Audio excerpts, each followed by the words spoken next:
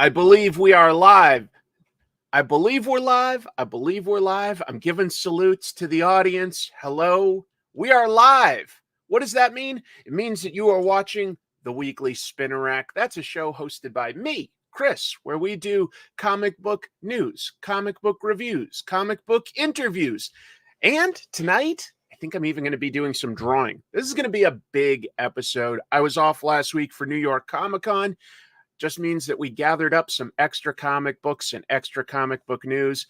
I'm so excited, folks. We've got a bunch of people here in the live chat. I appreciate you all. Means a lot to me having you here. It's fun. You're an informed special audience. I want to welcome you and introduce you to a guest that we have to start the show off today. And he's an artist who I really enjoy. You may have heard me talk about his work over on Comic Tropes around the spooky season. At one point, I talked about his book, Harrow County. He also has written and illustrated a book called The Lonesome Hunters that hopefully you've come across. There's some new editions of both of those coming out just this week. He did this beautiful painted cover for DC Horror, getting some weird glare there. But let me bring in not just artist, not just writer, YouTuber, Mr. Tyler Crook. How are you, Tyler? Hey, I'm doing good. I'm doing really good. I should point out, because I'm very excited about this, that DC Horror Presents cover is a connected cover. So yeah, the first 4 issues are a connected cover thing. Right. It was the first time I ever got the opportunity to do that, and I was really stoked. Like the original art for cover, it you mean? like this big.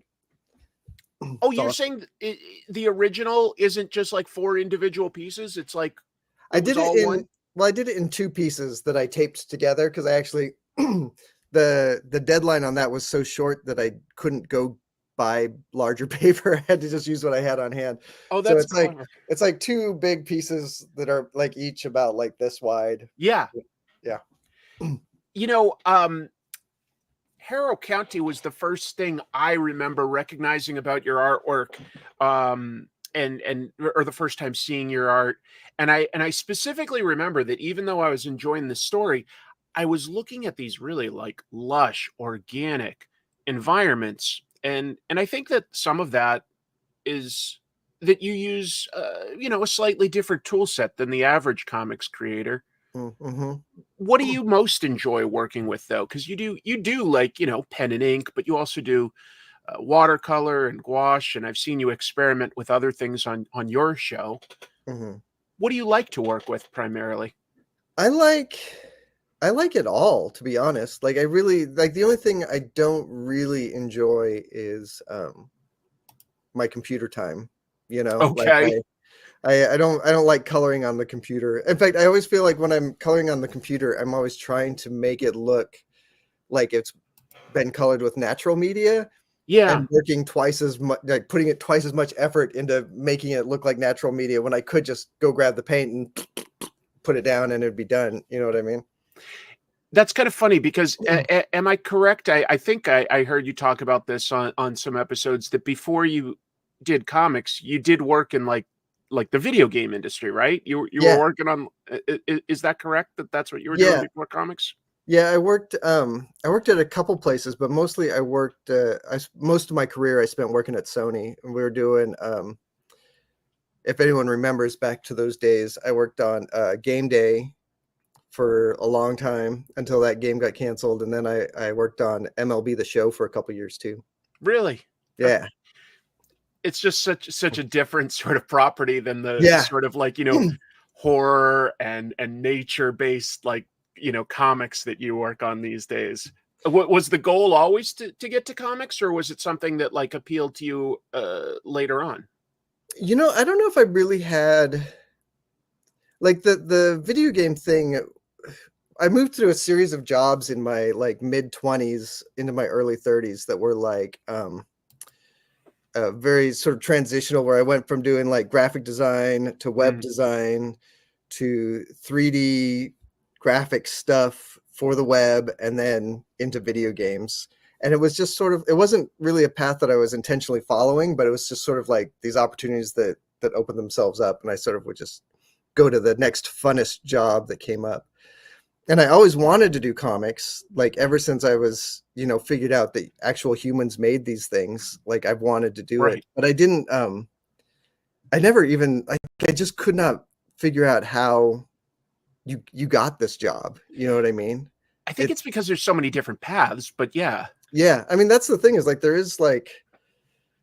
I don't remember who originally said it, but somebody has said that like the second one like path into comics gets opened, it gets shut behind you, and everyone has to find their own I've heard that fresh new thing. I've heard that. It's true. I think that, and comics isn't like that humongous. There's not that many artists that I it's true. There's no clear path where like, oh, you just send your submissions, you get hired and you're working in the industry. I've heard estimates that there's less than 2,000 full-time comic book like people working in comics right now. Interesting. Well, actually, that's probably old. I think that was from Tom Spurgeon. Oh, well, he would know. He came up with that estimate. So that's all already kind of old. So I don't know. And I don't know if he was counting like webcomics and all that kind of stuff. That's the thing is like, the industry continues to evolve. Obviously, like webcomics and crowdfunded campaigns have really sort of opened the doors to there being less barriers of entry to creating comics these days.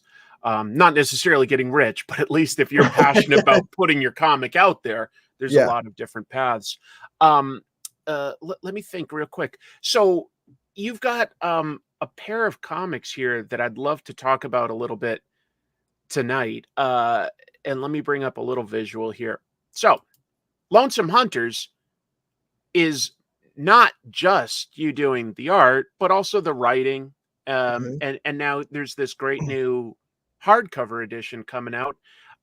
What can you tell us to expect? Is there anything like new or different with this upcoming library edition? I don't know if there's anything. There's not any. It's not even upcoming. I'm sorry. It just came out. Yeah, it's been out for like a week or two now. Yeah. It's the same stuff that was in the trade paperbacks. It's just the hardcover presentation in the slightly larger artwork. And like I think it's a great presentation. I mean, I got my copy sitting right here. So it's like a nice hardcover with dust jacket, and it's got its little whatever ribbon in there and stuff. And I think it's a great presentation. So it isn't like any like new content, but how long did you have this idea in mind, Tyler, before you actually, were able to bring it into existence? This was years and years. Like I'm pretty sure it was about 11 years ago. Oh my goodness. 10 or 11 years ago that I first had the idea for this. It was like when me and my partner first moved to Oregon, I had a couple weeks off that I'd taken off for the move. And then while I was in the new house getting it set up, I started thinking about just like, if I could write a comic, what would I write? And I started working on the Lonesome Hunters. And it was like almost, at least like the first issue is almost exactly the same as I had originally conceived it when like all the way back then. Really? In fact, there's in the back of largely intact. In the back of the library edition, there's some sample page or some pages from like the original concept. Yeah, here I'm going to do this just to see, like, make it a little even. Look at that. So these are like, and if you read the book, I mean, the scene with the kids on the stoop is basically the same. That's interesting. That's interesting. I also just got to say that I admire that this stars protagonists that I don't feel like we always see, like an older guy and stuff like that. Like,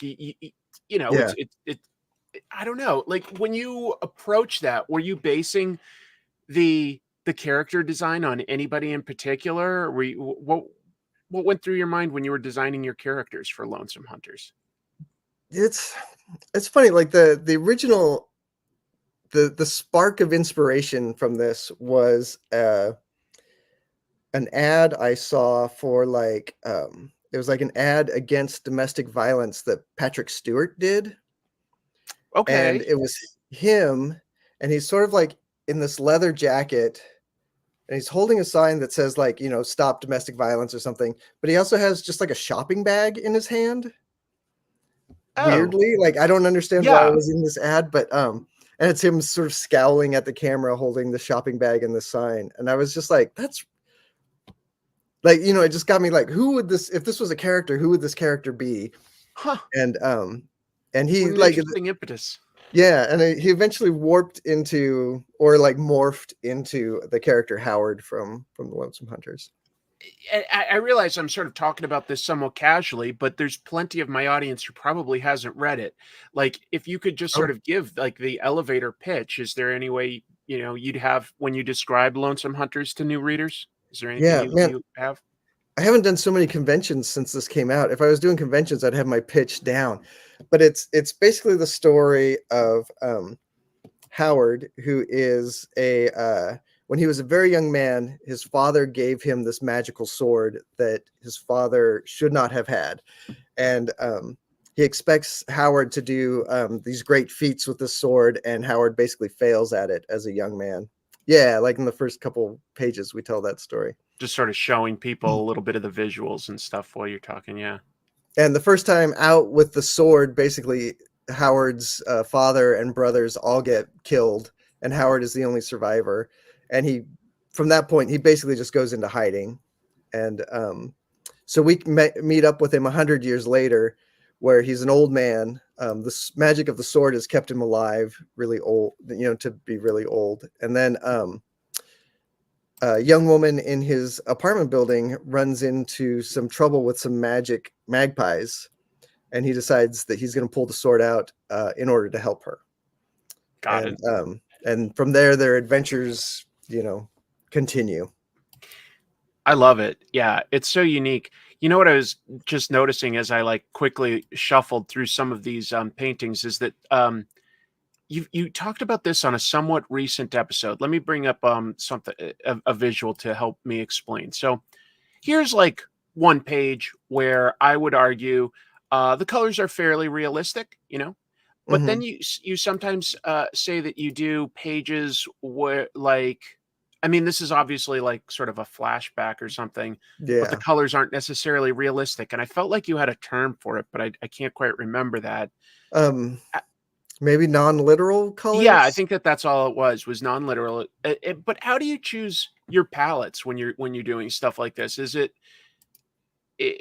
how pre-planned is it? Is what I'm saying. Like when you're writing something like this, are you already envisioning a palette for certain sequences, or does that come to you once you actually put brush to paper? I usually know, like I usually have at least an idea of what I'm going to do before the brush touches the paper. Lots of times I'll sort of plan out color, like a color map for an issue that's just really general. Like for this page you're showing right now, I wanted to have sort of a green nighttime feel. So I didn't want it to be too blue, but it was kind of green. Right. But most of the time, what I'm doing with these colors is I'm sort of like deciding on a direction. Like I'm choosing one color to be the dominant color, and I'm trying to use them to differentiate between different scenes so that you can tell more clearly that the scene has changed, and also to build the mood together.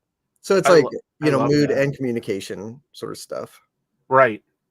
I appreciate that I think the best colorists put some of that thought in, but sometimes like when we moved to like digital comics, I think that was like one aspect that for a little while colorists got hung up on and were just like focused on using effects or like and doing very like samey color palettes. And I just want to say that I appreciate how different your color palettes are.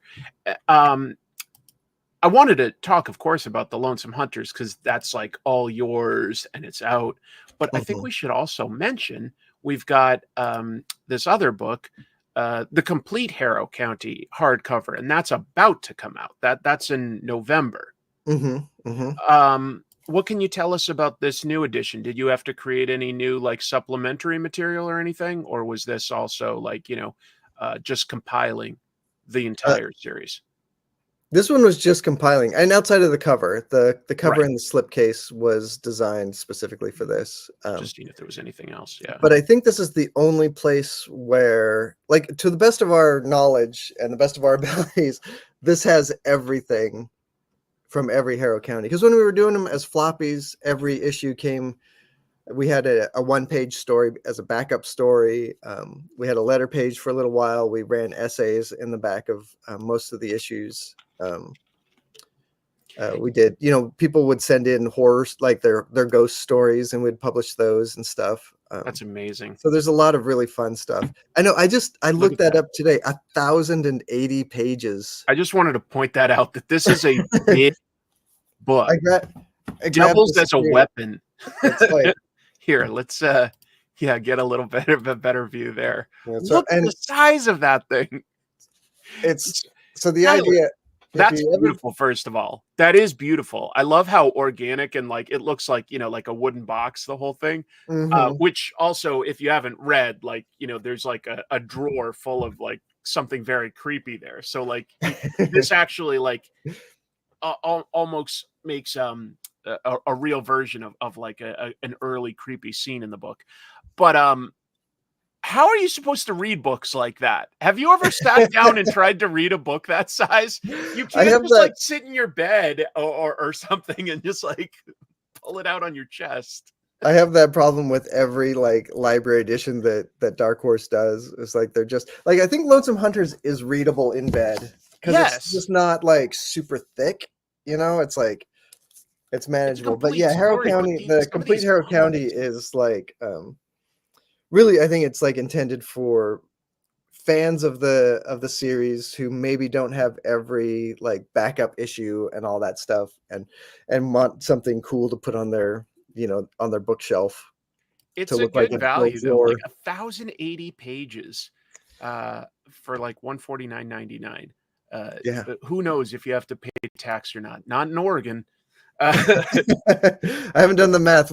I can't do the math in my head. What's that? I can't either, but I'm just it's a lot of issues is all. It's a lot of issues. I know that's less than the original comics cost. Yeah, it's 32 issues and then all the back matter, all the sketchbooks. Yeah, so you're saving, I don't know, at least 10, maybe up to $30, depending on like markups and stuff like that. Yeah, if you were buying the library edition versions of Harrow County, I think it's like $50 you're saving. Yeah, getting it this way. Yeah.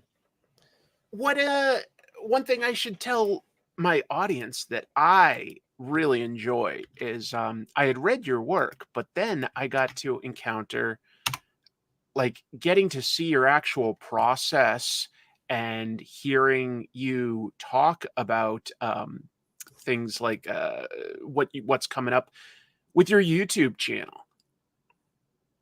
You have, I'll just explain too, like on Fridays, Tyler has a live show called The Comic Book Cooldown, which I honestly think is a fantastic title. And look at all like this variety, folks, of all the different types of art that Tyler does. But what inspired you to decide that you were willing to take some of your time and, like go online for an hour or so and just work and talk with the audience? What was the inspiration? It came from me deleting my Twitter account, I think was sort of what inspired it, where I was sort of like, I was feeling very, just very anxious about like my social media stuff and not being able to, I don't know, it just didn't feel like I was controlling my own social media stuff. You know what I mean? So I was like, I wanted to, and I don't know if YouTube is any better than posting on Twitter or, Facebook or whatever, but I just started doing it because of that. I was just like, I don't know, I need to have like some way to communicate to people, about my books and what I'm doing. And got it. So you decided to use it to a degree as a marketing tool. Yeah. And it is interesting how much responsibility that is for the average creator right now to really sort of be their own marketing department and advertise their own stuff. It's a weird time in comics for that stuff. I mean, Twitter is basically useless if you want to like communicate with all your followers. Like if you unless you have like are paying for your blue check mark, no one's ever going to see your posts. It's a huge frustration, absolutely. And Instagram's no better, and Facebook's no better. I'll just say every social media platform has that issue where they're gonna choke, your reach unless you want to pay them to promote it. And the only thing I will sort of give YouTube in its favor is by creating content, you're keeping them on that platform. And so like it can be a little better as long as your title and your thumbnail and all that stuff match up for their algorithm. Yeah. Because it's very, there's just so much there that you're fighting through to stand out. And that's the trick there. Well, I've been very adamant on making my live stream as low effort as I can make it. And I don't worry too much about my thumbnails. I mean, when you scroll through, you can see sometimes like there's some shows that I have never made a thumbnail for. They still have those. There's just the default. Yeah. Where I'm like, never mind. I don't feel like doing it this week. But you know what? I sincerely love this show. You do a great balance between actually creating some artwork, which is always interesting, talking about like the process or what inspired you to do this thing or why you're doing it, and answering questions from your community. And of course, your partner, Matt, is also like often there to sort of help guide that. And I appreciate that. That's not something like everybody gets. That part's been really fun to do that together every Friday.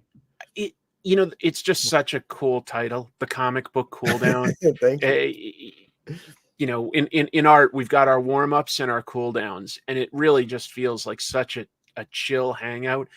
But I also do appreciate, sometimes you're inking stuff. Sometimes you're inking your own work. Sometimes you've inked like that Buscema Conan, just to sort of experiment.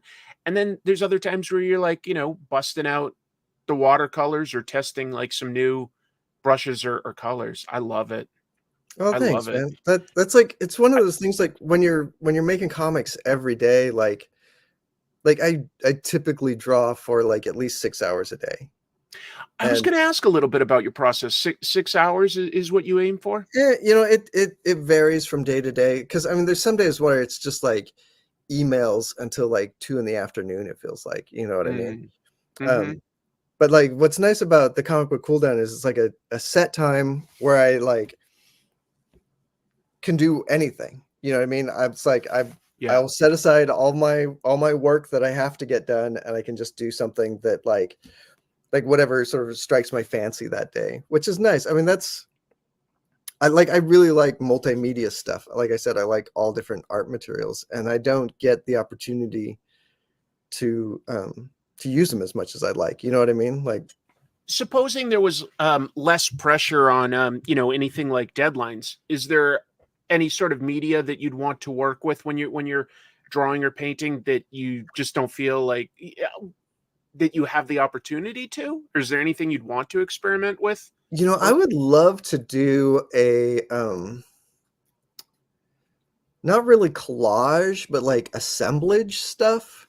Like there was some covers. I don't remember the name of the artist off the top of my head. There was a cover for a Grendel comic. Yeah. Like when it was Kamiko.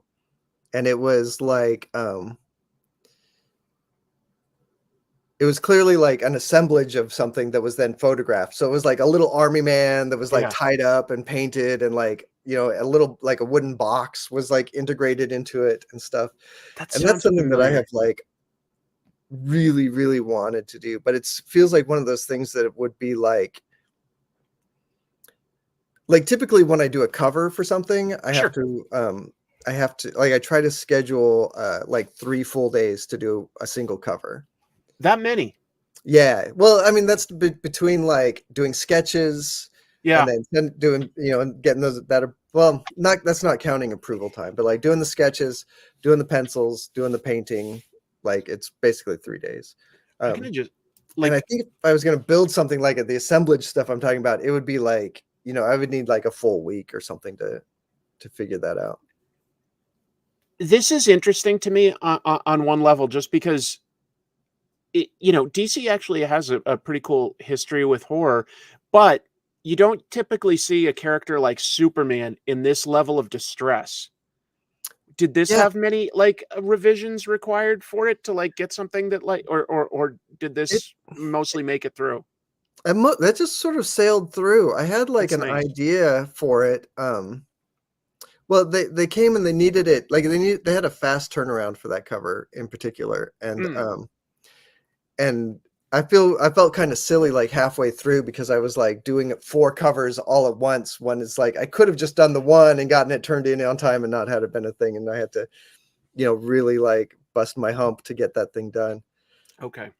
But yeah, I was really surprised that they picked that one too. I because it does have like their big name heroes, Yeah, in distress. Like it's so it cool. seemed like it was pushing, what you could do with the IP. But yeah, Katie Kubert, the editor on it, was like, "Let's go. That's great." Let me I'll just like it hasn't really been like shown all 4 yet, folks, but like I'm talking like this one is one we'll talk about a little tonight.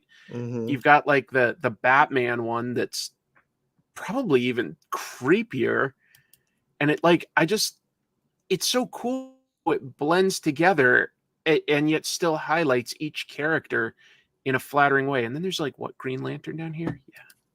Oh, I didn't know that one was out yet. Yeah, And that's the Forbidden last one. Planet like this week like released like that. So yeah, it hasn't been seen altogether, but just sort of giving a little bit of a hint at what's to come.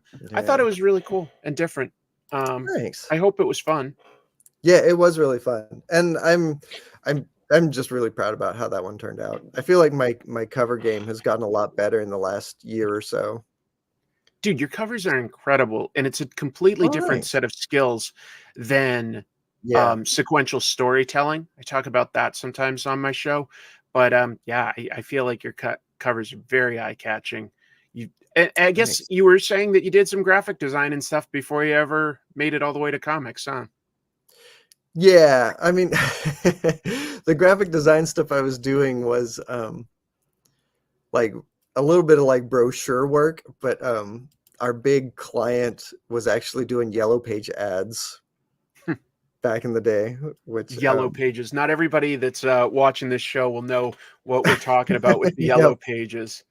Uh, phone books, people. We used to have yep. phone books, and we used to have to need them to look things up.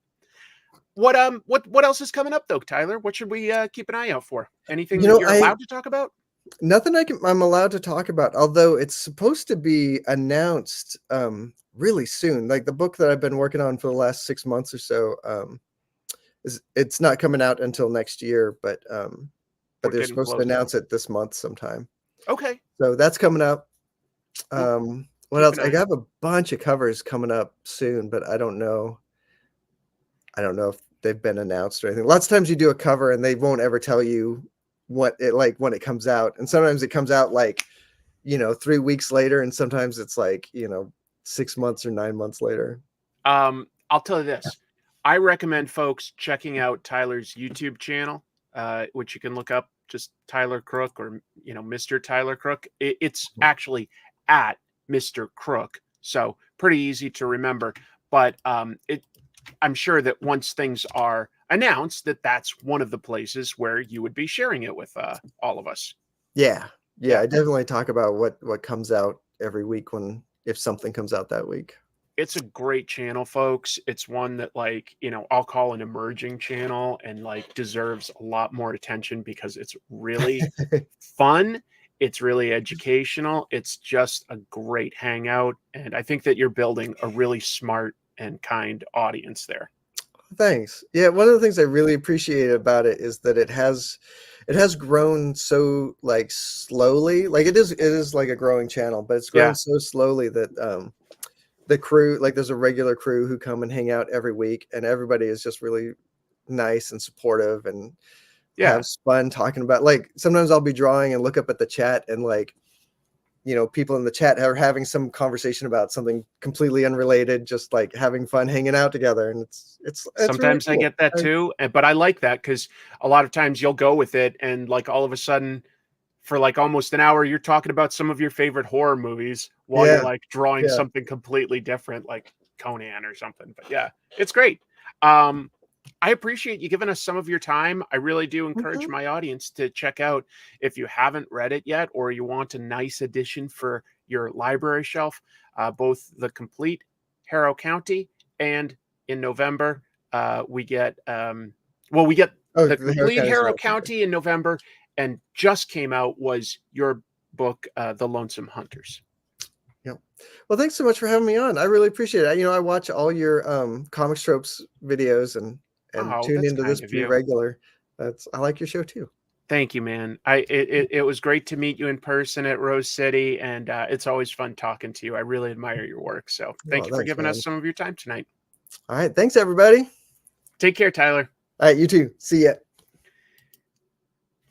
That's fun for me. It's always interesting for me to talk about the work and process of anybody in comics, honestly, but it's especially fun for me to talk about people that I really like already admire and I'm a fan of. And I'm a fan of Tyler's work. I think that,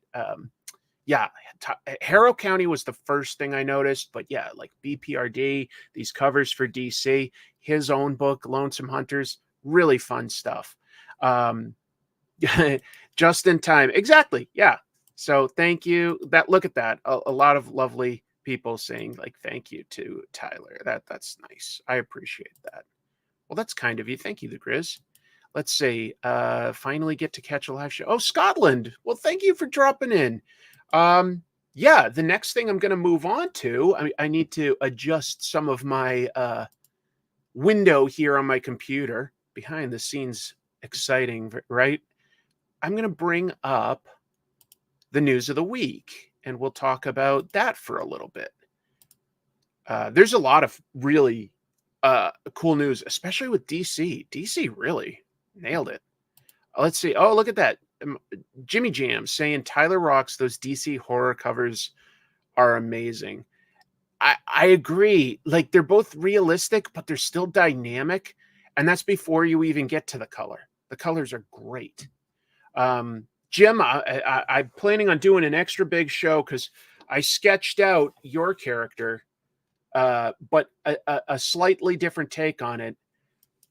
You know, guys, I do a show with Jim, so he's a buddy. You can't really see that too much because it's pretty faint.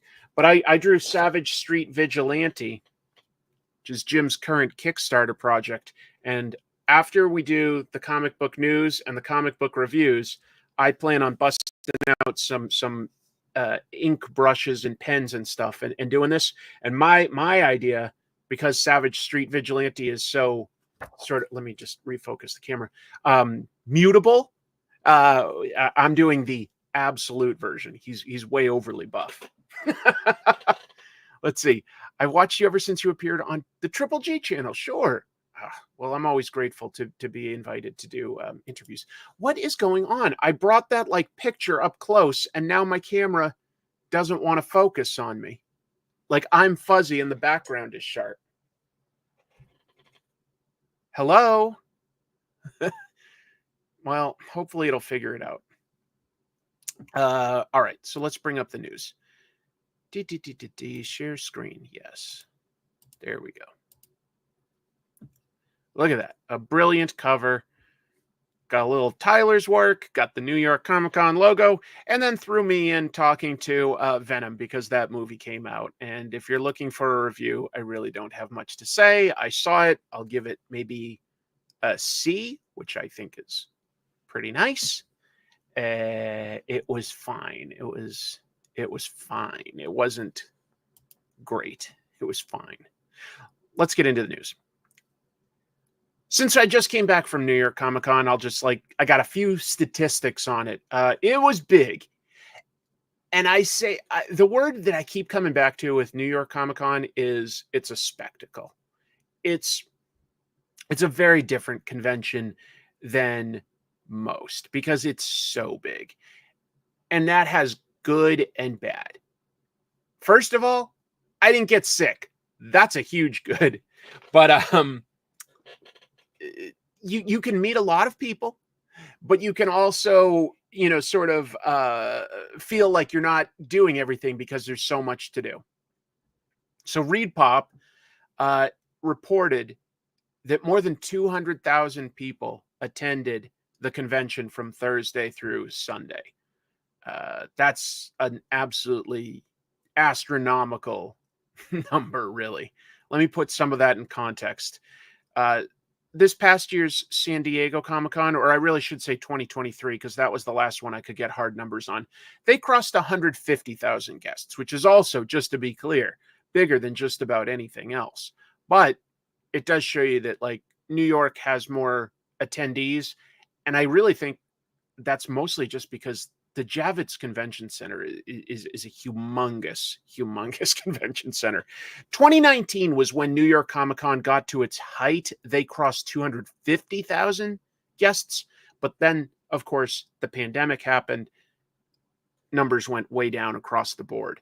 But it's obviously built back pretty close, pretty quickly. I feel like that was an accomplishment, not getting sick at the convention. Approaching big European festivals level of attendance. It's cool, man. I had a great time. This was interesting. New York Comic Con is projected to have generated an estimated economic impact of $80 million for New York City, according to the New York City's Tourism and Conventions Bureau. So that's not ReedPop trying to brag about that number. That's New York saying, no, we think that those 4 days brought in $80 million in revenue. That's a lot. All right, moving on to news of comics themselves. So let's start with this. I didn't have this on my dance card, but it does make sense in context. We're getting Hush 2 specifically. It's not just Jeph Loeb and Jim Lee reteaming. It's specifically, I don't need this in my ear anymore, it's specifically a sequel to Hush. So it's been over 20 years. Hush was like a 12-issue storyline that ran from 2002 to 2003 in the regular Batman title. And now that same creative team, Jeph Loeb, Jim Lee, reuniting for an actual sequel. And again, it's not its own separate thing. It's taking place in the main Batman title.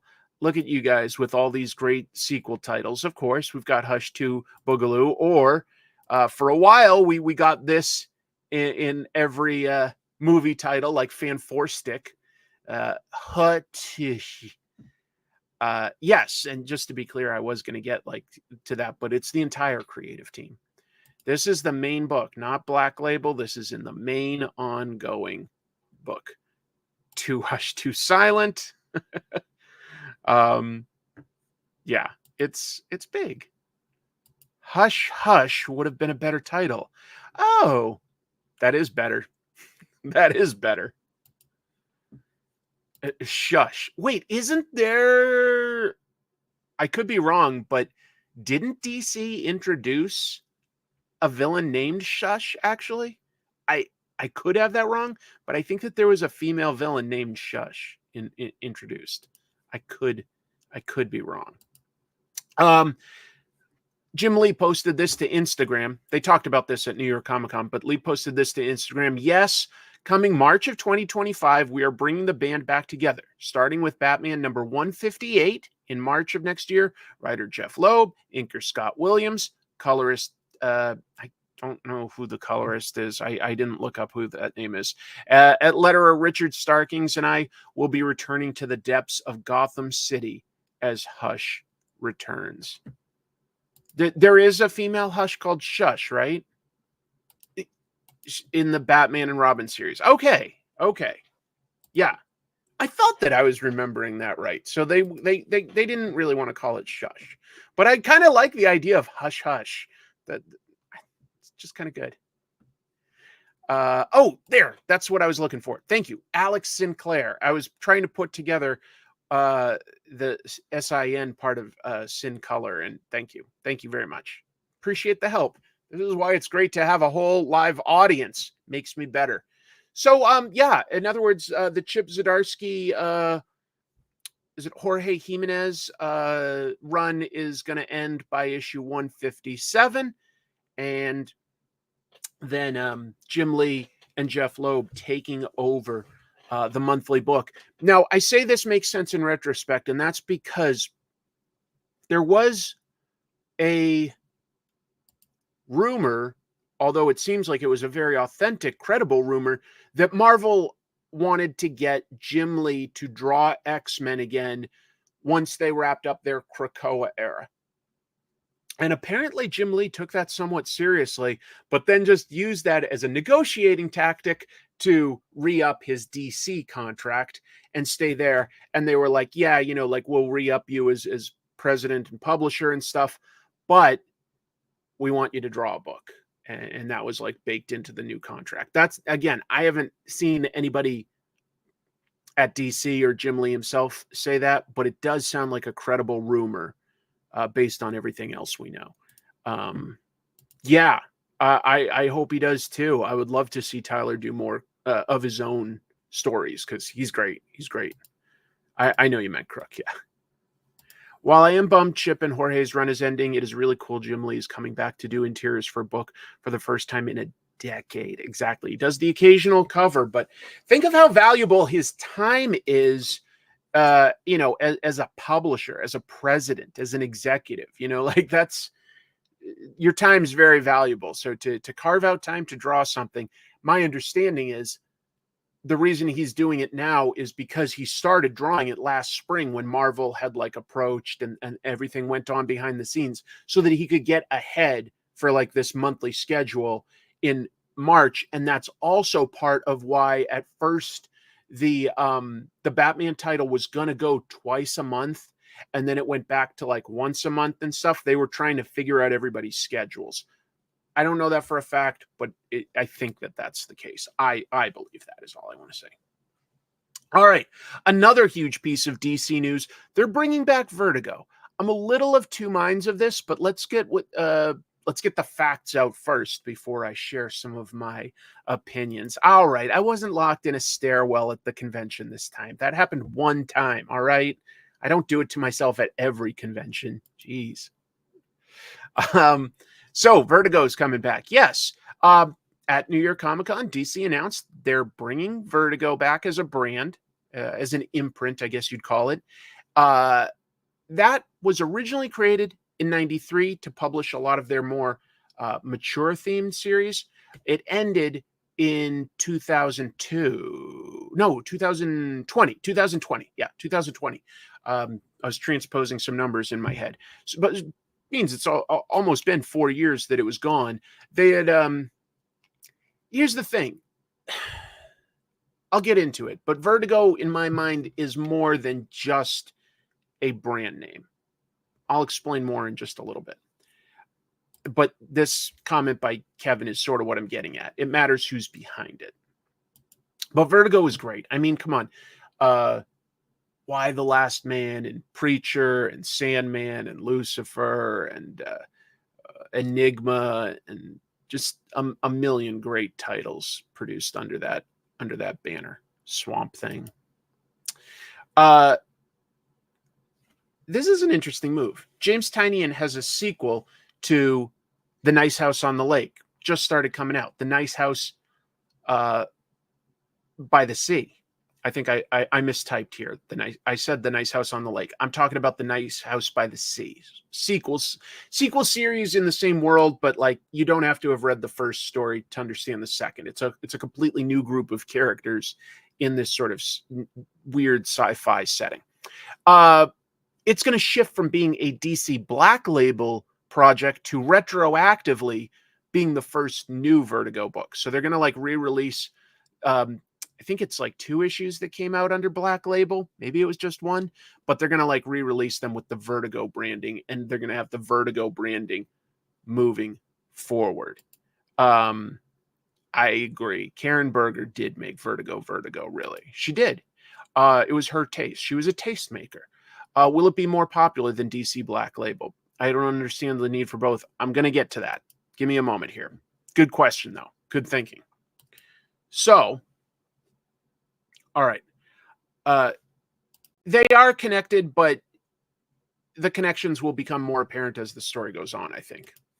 So, the Sandman universe is also a book that they've been putting out. So that's going to go to Vertigo from Black Label. The executive editor of Black Label is a guy named Chris Conroy, and he's going to head up both Vertigo and Black Label. And they said that like there is going to be a difference. That actually does make a bit of sense. Vertigo is going to be more of the creator-owned stuff, for instance, Nice House by the Sea, and Black Label would be more mature superhero stories, stuff that wouldn't fit in like the main continuity, but that they want to tell with those characters. And there might be, I don't know. So in other words, Black Label think of as being more DC properties, Vertigo more creator owned, but also stuff like Sandman and related titles, like, you know, stuff like Lucifer or maybe Swamp Thing at some point. Those are going to be Vertigo books like they used to be. So, but anyway, that's the guy heading it up, Chris Conroy. He's doing good stuff with Black Label. I think Black Label in general has had some really strong projects. And I love the idea of DC allowing certain creators to do their own thing through their publishing arm. You know, that gets you into a lot of stores, a lot of different places, being in DC. Second biggest publisher out there. Yeah, Black Label is still around. It's not going anywhere. But even though Vertigo was great, I think that like the thing to keep in mind was, you know, it was an editor who got that up and running and sort of made it what it was. And that was Karen Berger. She had some great people working with her. Shelley Bond was a fantastic editor. But I'm just saying, like, you can't just put Vertigo on something and expect it to do well. They're gonna have to choose their projects very carefully, because now they basically have a legacy, and hopefully they can live up to it. But this is a smart choice for a first series to put on. The first series, Nice House by the Lake, very well received. So it does make sense. Shade the collection, Shade the Changing Man. Yeah, that would be cool to see more. Let's see. Knowing Black Label is going to be a short investment, I always check out the first issues. I really like the recent Robin one. Didn't read that, but that's cool. I don't know. I would imagine Fables would be an example of something that would go back to Vertigo if they did more. You know, all I can say is, you know, we will see what will happen, of course. We'll see. Trademark. But I do have a nostalgic fondness for Vertigo. I was reading an old tweet by comedian I really admired, who's sadly no longer with us, Norm Macdonald. I found him really funny, but he had a way with poetry. And I can only roughly paraphrase because I didn't memorize it, but he was talking about being on a New York subway, and he was trying to focus on his memories of when he was, like, you know, at SNL and using these subways, and that he had memories, inauthentic cousin nostalgia tainting his memories, because nostalgia is about the feelings, but memory, of course, would be the truth. So like I have nostalgia for Vertigo, but I don't have a clear memory of, you know, what they put out that wasn't good. I heard that there is going to be a sequel to Gotham by Gaslight. Yeah. I heard that. Clean Room by Gail Simone already says Vertigo on the spine of the second trade paperback. Okay. There's a bunch of stuff that we will discover soon. I mean, it was only just last weekend that DC announced this. But anyway, Black Label and Vertigo, both things that will exist. All right. This is a bit of a surprise. You know, James Gunn, there was a rumor at Bleeding Cool that he was going to work on a comic. And then James Gunn said, no, I don't have the time. He's like, as much as I'd love to work with Jim Lee, I don't have the time. It would kill me to work on a comic. But technically, he is sort of working on a comic. We'll get into it. So it's going to be for Peacemaker mostly. Well, and Eagly. Peacemaker presents the Vigilante Eagly double feature. Will star Peacemaker's closest allies, Vigilante and Eagly, from the show, helmed by two different creative teams. Gunn is a story consultant, so he's not doing the actual like day-to-day writing, but this is based on the show, so that's his involvement. So he is sort of involved on a comic. It's going to be a 5-issue series. It's going to start in March. Tim Seeley is going to write the Vigilante part of the story. Art by Mitch Gerads. He's also doing the covers. Letters by Pat Brousseau. And then writer Rex Ogle will work with artist Matteo Lolli and colorist John Kalich and Brousseau again. And they're going to do the Eagly part of it. So Ogle is writing Eagly. Ogle, Eagly. Oprah, Uma. Huh? Now that's a deep pull, if anybody knows what I'm referring to there. But yeah, Ogle on Eagly. So yeah, two stories. One where Christopher Smith, the Peacemaker, takes Eagly on a vacation to Alaska, but like the plane goes down and they get hunted by some villains. And then Vigilante goes to like visit Peacemaker to like just blow some stuff up in the forest. And he realizes that Peacemaker went on vacation without telling him, so he decides to fight the local crime stuff by himself. Yes, the Oscars go classic Letterman. I'm glad a few of you remember that. I found it funny. Not everybody did, but I thought David Letterman was a really funny guy. I figure this might make a way to explain how the Snyder characters end up in the Gunn universe. Maybe they might not get into it at all, though. I've heard that Peacemaker Tries Hard was really funny. Kyle Starks is a really funny writer. Really funny. Very talented. Anyway, yeah, just to be clear, Peacemaker Presents, that's going to be set between seasons 1 and 2 of Peacemaker. So if there's anything that like explains why there's no Justice League anymore, I guess that'll do it. But you know, same characters we knew from 1 and 2, just now in a different continuity or different shared universe. Oh, that's interesting. Owen says that he mentioned the comic is not canon to DCU when responding to a fan on Threads. Okay, so he's just involved. Sure. Yeah, exactly. A soft reboot is a great way of putting it. Like, basically, you could imagine that the since they're using the same actors and writing the characters the same, you can imagine that they had that adventure from season 1. It's just like at the end when the Justice League shows up, spoiler, like obviously that didn't happen. That's a pretty easy thing to ignore and just go like, yeah, okay, cool. Peacemaker season 1 happened. Here's another DC thing. Looks so different. Absolute Martian Manhunter. So, at NYCC, they announced that Dennis Camp, writing his first DC comic, is going to team up with Javier Rodriguez to do Absolute Martian Manhunter.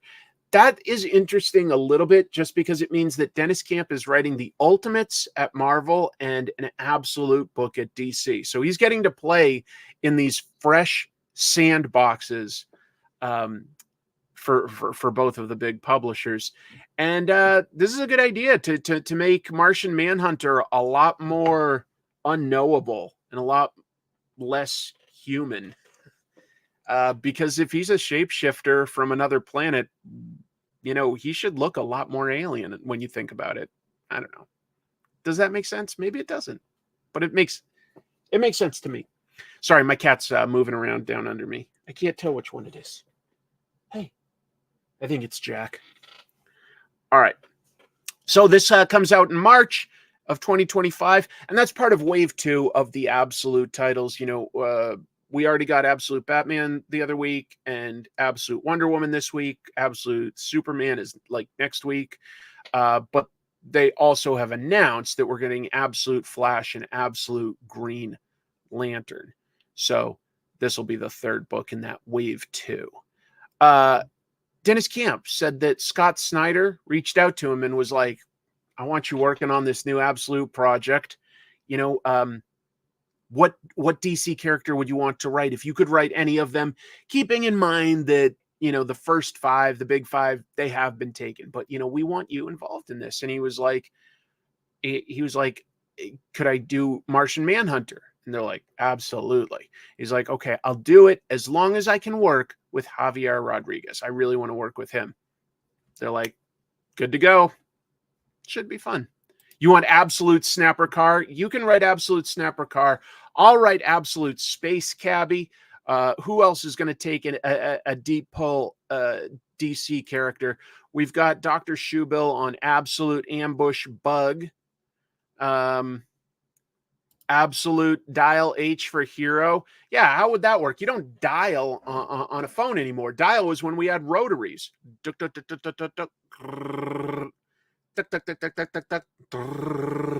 Nobody even knows what I'm talking about, but yeah, Absolute Haunted Tank.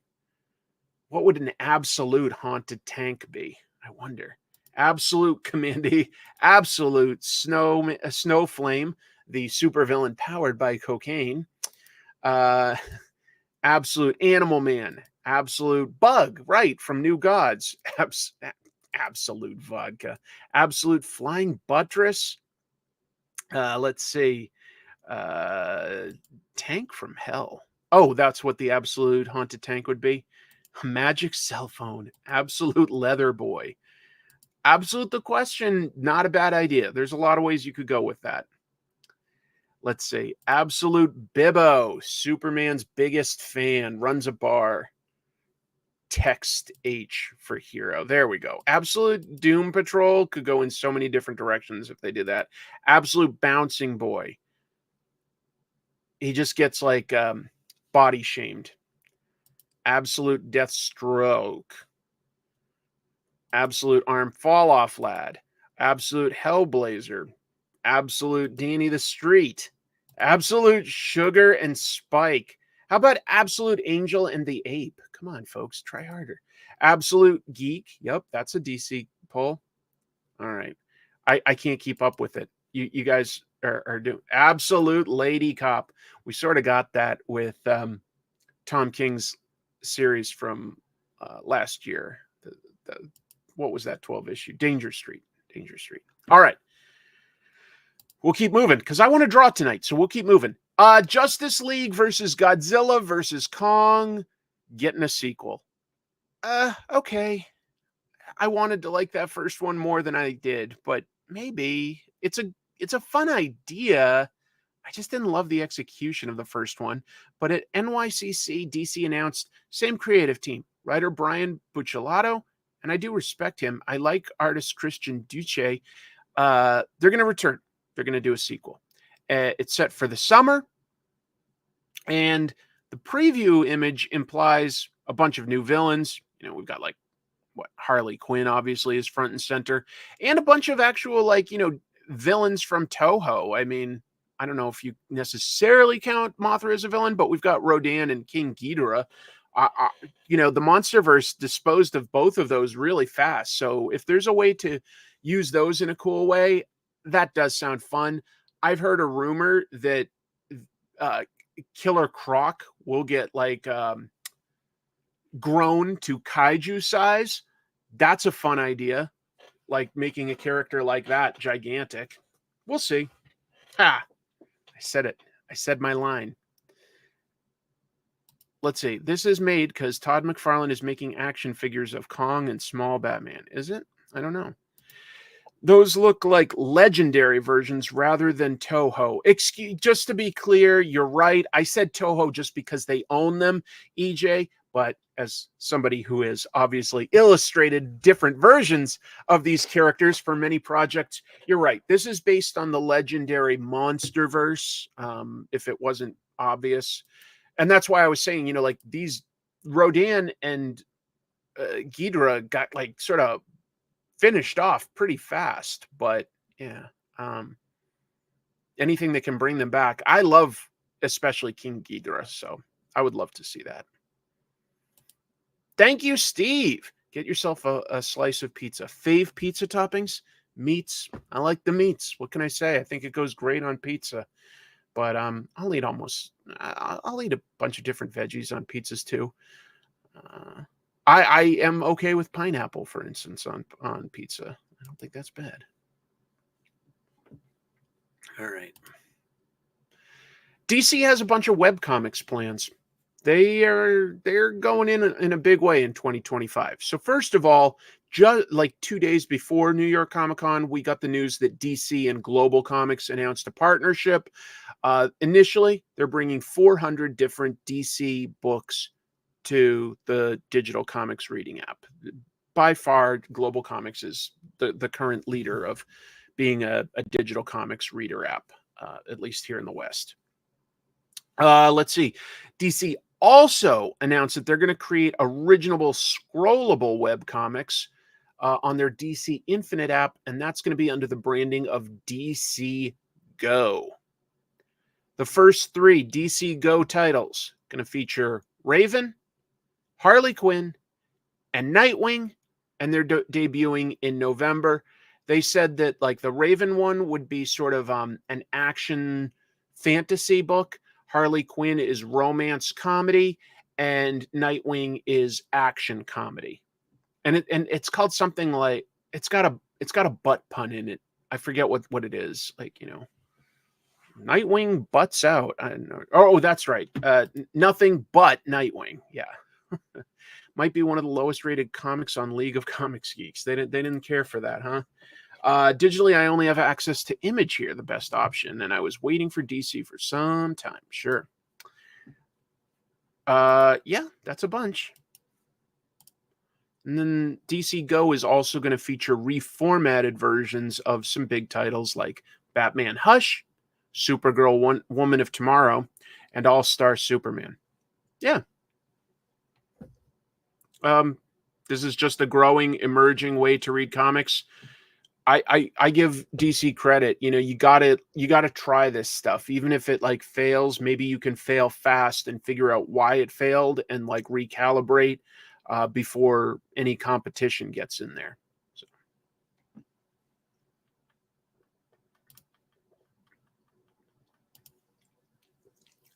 Thank you, Steve. I'm hoping for the Penguin, the book publisher, to release more of those Marvel classic books. They look great on a shelf. Right, the Penguin Random House versions of Marvel that have like sort of the gold foil on the titles and stuff. It's a classy presentation. It really is. I've seen those. I haven't bought any, but I've seen them in the bookstore. They do look really good. And the comic book store. All right.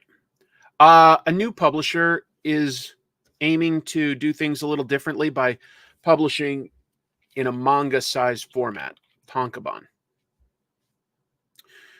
Oops, didn't put these separate. Okay, so Sako Press, that's founded by Max Hoven of the Indie Comic Empire podcast, has announced plans to publish in spring of 25 manga size comics, 5 inches by 7.5 inches. I've got to have one nearby, right?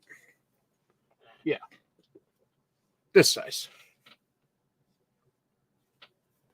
It's popular. I don't know if the size is the most popular aspect of it, but yep. First title is going to be something called Our Love Unrest, and that's co-written by Hoven with co-writer Aaron Crow. And interestingly, it says that they're also accepting submissions all the way through March 31st. and their plan is to distribute on their website and on Amazon. So not like a thing where you'd order to a bookstore. It looks like closer to an order on demand or something. Yeah, the DC like trades, great price point. Image pricing a lot of their volume 1 trades at 10. $10 is a fantastic price point. Even 15 is still like very reasonable, but yeah, 10 is great. 10 is fantastic. That is a question. You know what? Since you brought that up, that's a concern. You know, manga works primarily on a weekly basis, where American books work primarily on a monthly basis. And if anything, manga is more of a grind. Now they will when you get successful, you can get assistance and stuff, and that helps alleviate some of those pressures. But they obviously work an unhealthy amount. There's a lot of manga creators that have had serious health complications because they work so hard. And there was an interesting debate of sorts on social media this past week. Artist Greg Capullo posted to Twitter that the colorist, I don't feel right naming them, but like he called out the colorist that was working with him on Wolverine Revenge and said that they quit and he needs to find somebody new. And then he made an additional post where he just said, look, you know, comics is a tough job where sometimes you have to work 12 to 14-hour days, and it's not for everybody. And some people like turned that into a discussion where they thought that maybe that was him giving advice. And he was like, you know, I'm not giving advice. I'm just telling how it is for me, which I think is fair to share. And then people were saying, you know, like, is that realistic in today's day and age to expect people to put in 12 to 14-hour days to get monthly comics done in less than a month, so that there's still time for the colorist and inker and letterer and stuff to work on it. And I don't think it is realistic anymore. I think that, you know, maybe you can get ahead and do 6 issues at a time, get a break for a month or two, go back onto a title if that's your choice. Or you can do a creator-owned book and again get ahead on some level. But I wonder, you know, how much of this is editors putting pressure on their artists to continue to hit these deadlines. I don't know. I really don't. I think that some people were coming down a little too hard personally on Greg Capullo, because I just felt like he was sharing his own experience, you know, of what he does. But it is still a choice, you know. I don't think there was nothing in what he posted that I felt was blaming anybody for the hours that he does. Color takes you twice as much as penciling. Let's see. Did he delete his post? I don't think so.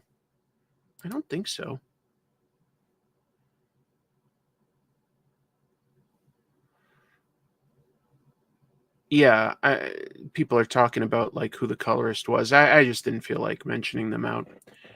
You thought that Capullo came off bad?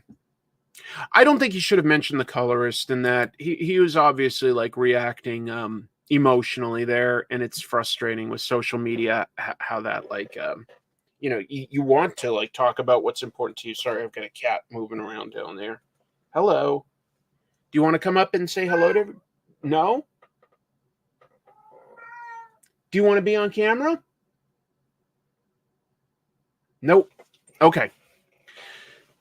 Oh, he did delete the first post, says Elithador. Oh, okay. I didn't see that he deleted that piece of it, but you know what? That's probably for the best. That means, you know, yeah, whatever. He deleted. I guess that's the most you can do once you've already dropped a tweet like that. Well, you could apologize, I suppose, but it depends on how you feel about things. I'll go back to the news.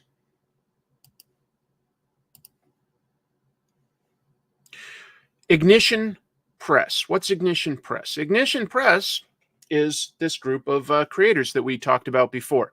So, IDW editor-in-chief Jamie S. Rich, former IDW editor. Artist-writer Jeremy Hahn. Movie producer Eric Gitter. And Boom's former president of publishing and marketing Philip Sibley. They had announced that they were starting a new comic imprint. At New York Comic Con, it was announced, they showed the logo and they said, we're Ignition Press. Okay. I don't know how intentional this is, but that would mean that the initials are IP, as in intellectual property. And this key logo, I'm not the only one that sees this. Like, you could, like when it's separated, sometimes it doesn't all have this. It just has the key logo. That could look like an I and a P, which is actually kind of clever. I bet that's intentional. The rumor is that there's going to be a TV and film component. I'm not surprised to hear that, since one of the founders is a movie producer. So I can't keep up. I don't know still like what books they're doing, but yeah, this is yet another new publisher. We've got Amazing Comics and Sako and Ignition Press, all sorts of ones. I recommend the manga anime series Free Ren. I've heard that recommended to me a few times. That's more of a like a fantasy book, right? Fantasy supernatural.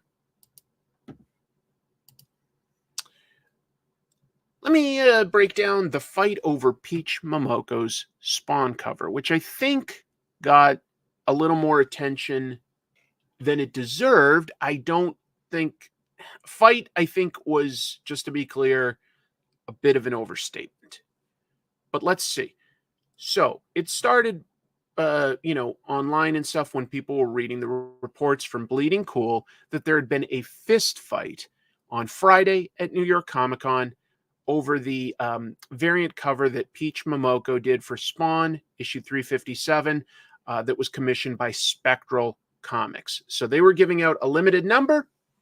I'll just say that, like, on Saturday morning, talking to people there had been... Thank you, Jack. He wants to play. It was not an all-out brawl. Because I was like, oh, there've been these posts on, on social media and Reddit and stuff like that, that there was some sort of a fist fight over Peach's comics. And I was hearing, no, it was just like more of a verbal argument. And but of course it blew up because at one point there had been a fight in front of Peach 2 years ago at New York Comic Con. You got a glimpse, a cameo of my little rascal. Hi, Jackie. You want to be on camera? Of course he doesn't. All right. But yeah, I was hearing that it was just a verbal argument. I was like, I wonder. Let me clear this up, and then I'll tell a little bit more of the story behind the story. So on Monday, Brian Murphy, and he's the owner of Spectral Comics, he clarified the story to Bleeding Cool, tried to clear it up. And he said that it was mostly a verbal squabble where, in, the sort of probably chaos of the lines, I'm assuming, somebody bumped a woman, and that woman's husband shoved the guy that did it. And they sort of yelled at each other. Thank you, Jack. And that was the extent of it. But of course, because Peach did have a fight in front of her 2 years ago, I think that people thought that it was another fight, which is a somewhat reasonable assumption. Her work is very in demand. I know, exactly. Someone got bumped. Out of those 200,000 people, somebody got bumped. So let's make it clear. When there's something valuable like this,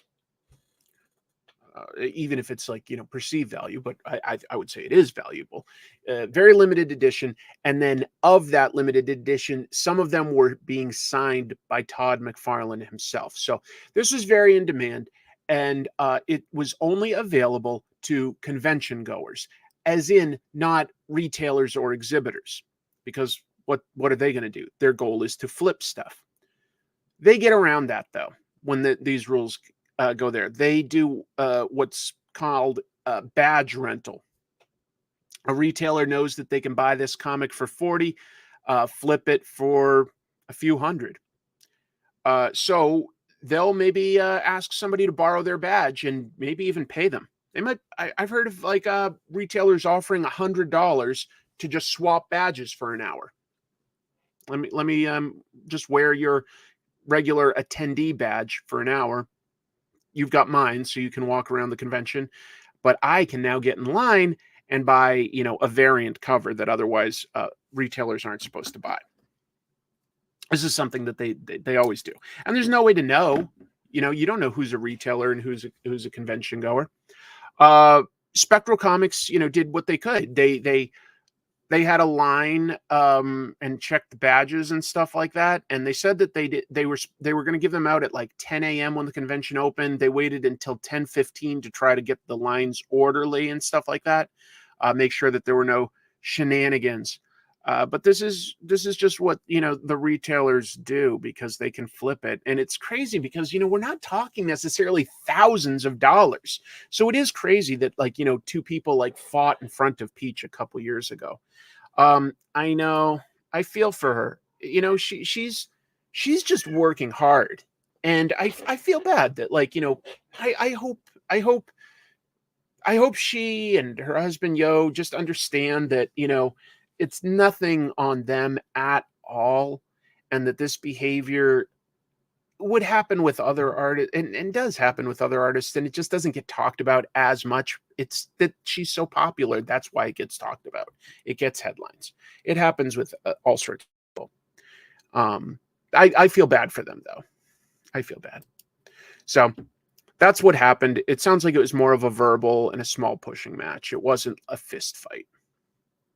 It wasn't a fist fight. By the way, should I? Yeah, what the heck? Probably going to have Peach on the show sometime soon. In talks. Huge amount of respect for what she and her husband have built for themselves thus far. Incredibly talented, incredibly hardworking, incredibly kind, both of them. So something cool to happen sometime soon.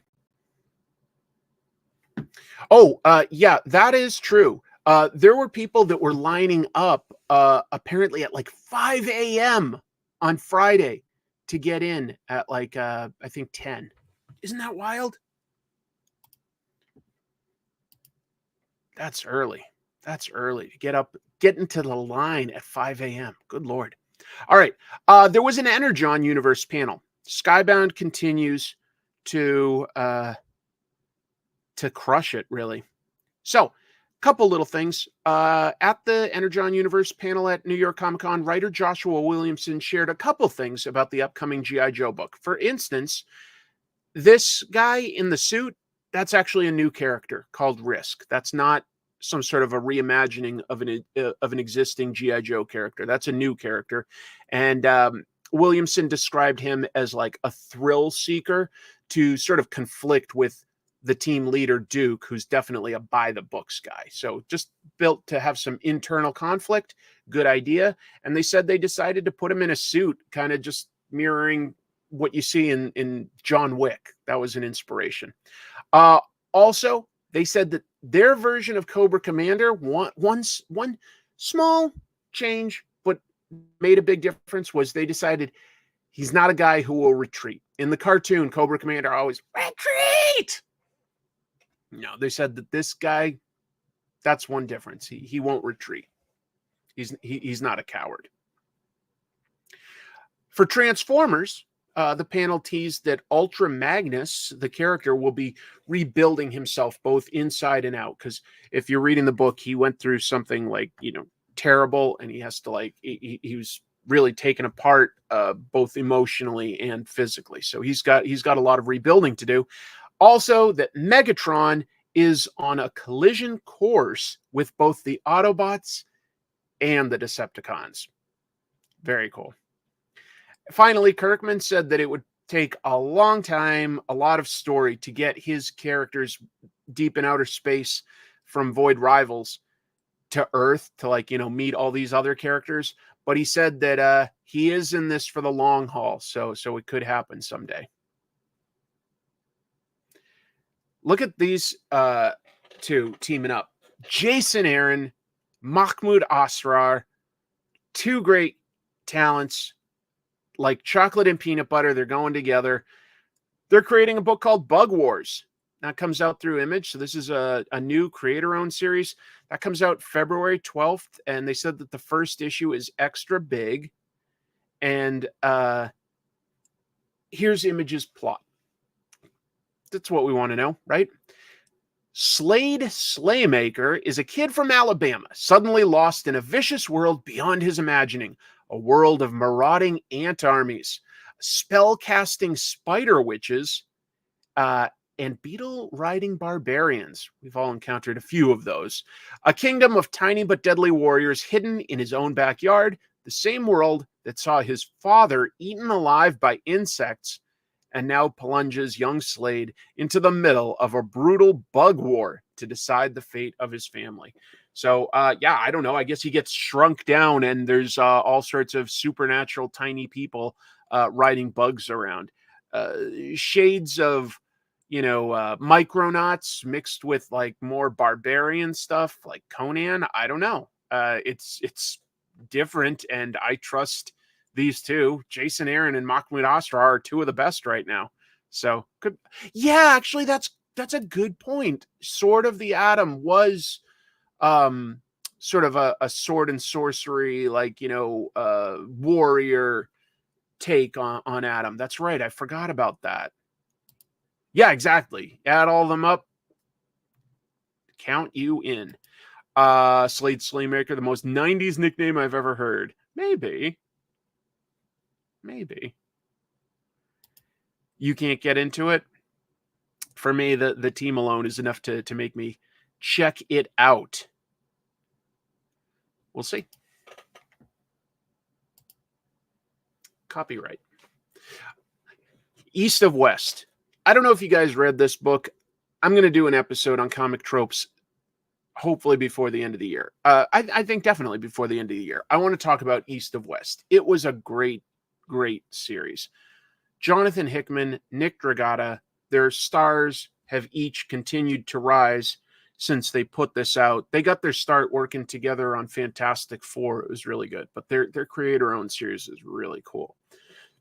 So, Hickman and Dragotta, East of West, The End Times. It's going to be a compendium, and that comes out February 2025 through Image. It's going to have all 45 issues.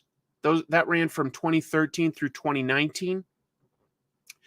If you haven't read it, just a little bit of an idea, a tease of the story. It takes place in a future of the United States that the Civil War never ended. So we're in 2064, a little bit post-apocalyptic. There's like 6 different factions that the United States have divided into. And the 4 horsemen of the apocalypse are literal characters now. They're roaming the earth, signaling the end times. The main character is Death, but he's not like a bad person. He feels like he was sort of betrayed, and the other 3 of his, like, sort of brethren feel abandoned. It's interesting. It's really, really good.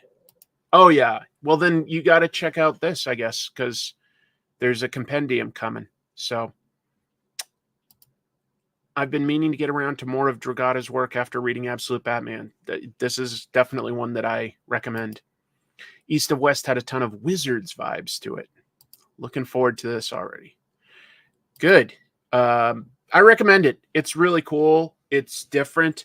I like speculative fiction where they say, like, you know, if this one thing hadn't happened, what's everything else that would happen there? So it's a little bit of a sci-fi idea, but I call it speculative. Amazon adapted that book. What was it called? The Man in the High Castle, was it? Where, like, you know, Germany or the Axis powers won World War II. And then you get to the modern day. This is a little bit like that. Like, the Civil War didn't end. It just continued to fracture the country. You know, there's like a Native American coalition. There's the Confederacy, there's the Union, but then there's like about 3 more sort of factions, like a newer government, one that's like more aligned with, I want to say, it's been a number of years since I read this all. I think aligned more with Mexico. It's hard to remember.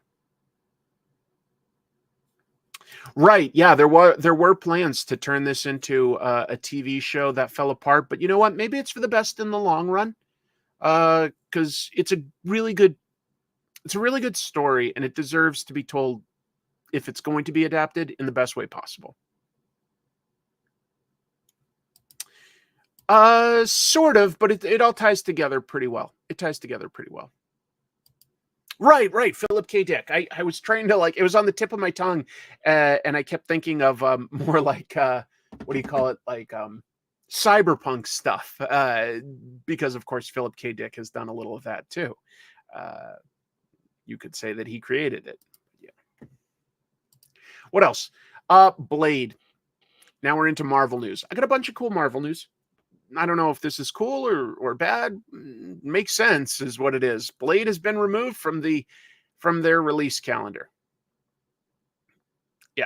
So no word on when it would be potentially rescheduled, but right now for 2025, Blade was scheduled to come out in November. Obviously, it hasn't started filming yet. It just got to a point where that was not realistic anymore. The film has had 5 different writers take a crack at this. 2 directors have come and gone.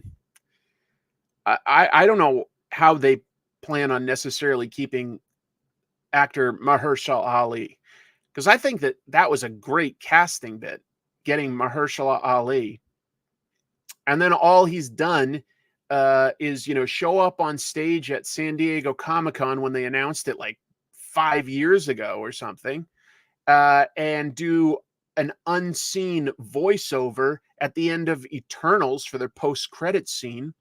Nobody stayed for that. This one should not be that hard. It really shouldn't.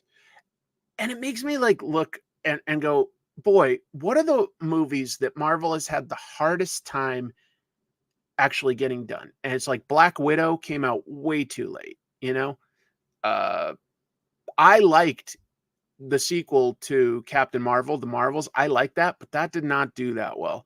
And then Blade has been like delayed a million times, and Armor Wars is another one that's been delayed a bunch. It's just too bad.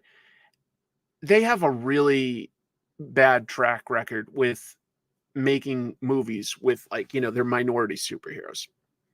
The first Black Panther and the first Captain Marvel both did very, very well for them. But aside from that, it's just taken them way too much effort. It's just crazy because it just shouldn't be this hard to make.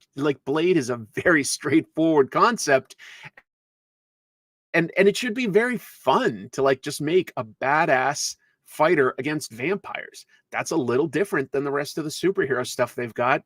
A corner that they can carve out and do something unique with, go a little scarier, go a little more, lean more into the martial arts stuff.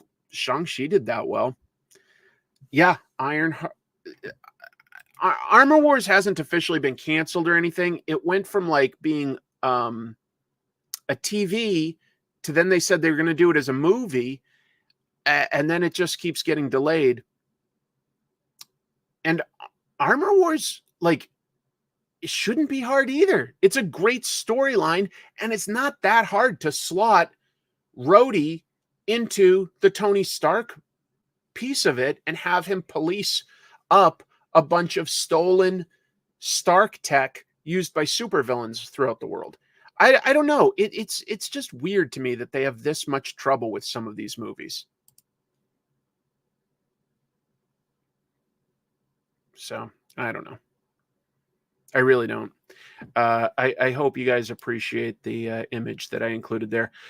Insider Daniel RPK, who has a pretty good track record, we'll say, with news on movies. He says that he heard Marvel is still looking to hire yet another writer, and that they're going to potentially film this later in 2025 and release it in 2026. So in other words, it has not officially been canceled, and there's an insider saying it's just been basically delayed a year. It's just that it's been delayed a bunch already. I don't know. It should not be that hard.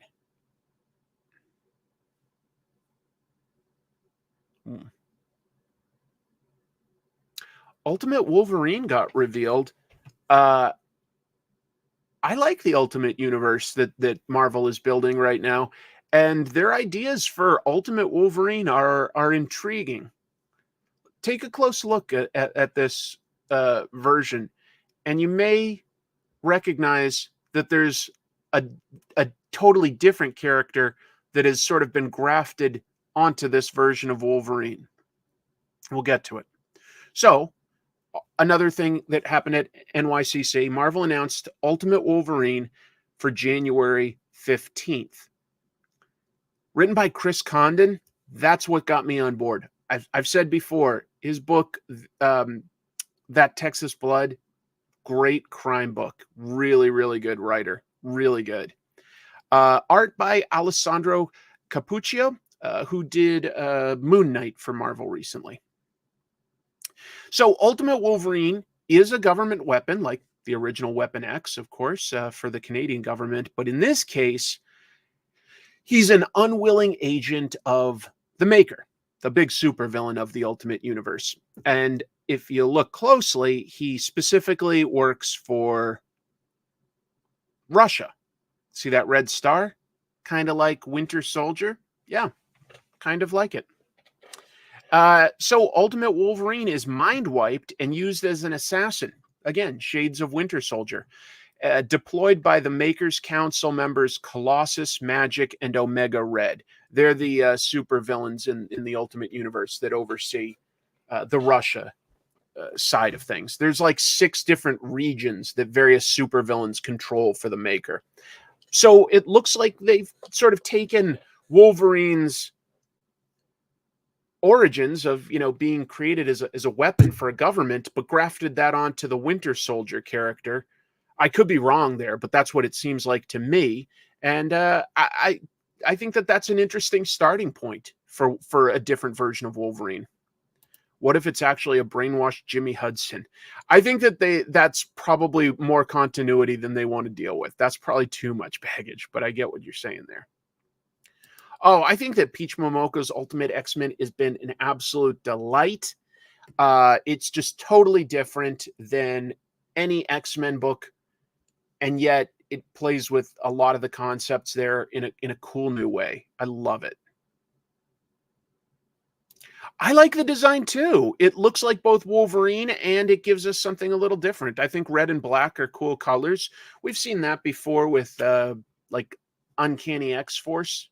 But yeah, I think that like this face mask part was really what made me start to think, I think that they are intentionally riffing on the Winter Soldier idea of Bucky being a mind-wiped soldier for Russia. But like saying, well, what if you sort of took that similar element of Wolverine and gave him a little bit more of, a tragic backstory before we get to know him. That gives him an arc, to recover from. He's going to most likely be a character on the path of redemption, I assume. Maybe a little bit of Red Guardian mixed in. Exactly. That's what I should have been more clear. But yeah, it reminds me of the mask that Bucky wore as Winter Soldier in Captain America: The Winter Soldier. I see where you're coming from there, but I don't think that like Canada is like necessarily controlled by an overt supervillain, and I think that they really are trying to riff on Winter Soldier a little with this. We'll see. We'll see. I like the idea personally, but the thing that makes me trust it is Chris Condon writing. I think he's really good. The New York Comic Con Spider-Man panel, I heard from some people at the convention, I heard that it was pretty awkward. But was it? I wasn't there. But I'll give you some of the news that I gathered from other places that posted about it. So it wasn't all bad, but there was a Marvel panel about Spider-Man, and it was hosted by the editor of the titles, Nick Lowe, and they had writers Jordan D. White, Joe Kelly, Al Ewing, Charles Soule. Fine. One of the highlights, apparently, was the crowd reacted really well to the announcement that Charles Soule and Jesus Saiz are teaming up to do a book called Eddie Brock Carnage. The Venom symbiote is on a new mystery character, but Eddie has now taken control of the Carnage symbiote. So his adventures continue. It's just he's got a different symbiote. But people seem to react actually pretty well to that.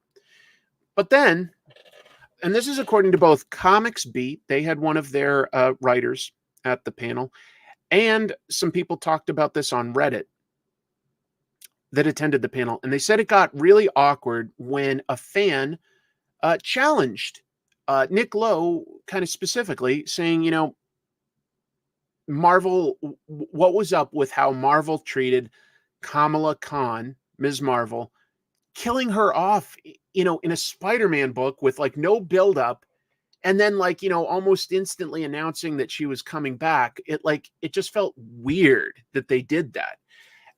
And people say that they felt Lowe got defensive. He said that he disagreed with the premise of the question, which is, I think, more argumentative than you need to be. Just going like, "Oh, interesting opinion. Yeah, I guess we can learn from that." You know, you could just say that and you're done.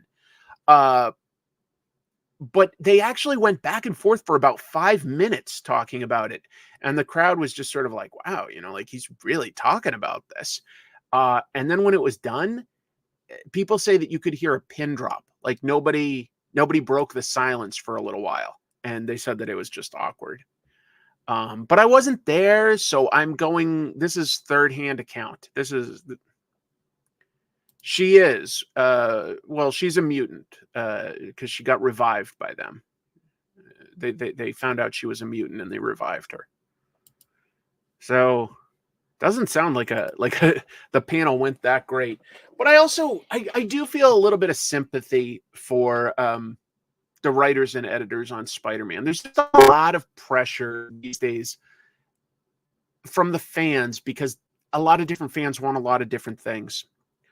And not all of them are things that Marvel wants to do or even like could do because people want different things. It's tricky. I just feel a little sympathy for them. They've got a needle to thread there to make people happy. I feel like you really need to go with something much more fresh and that we haven't seen before.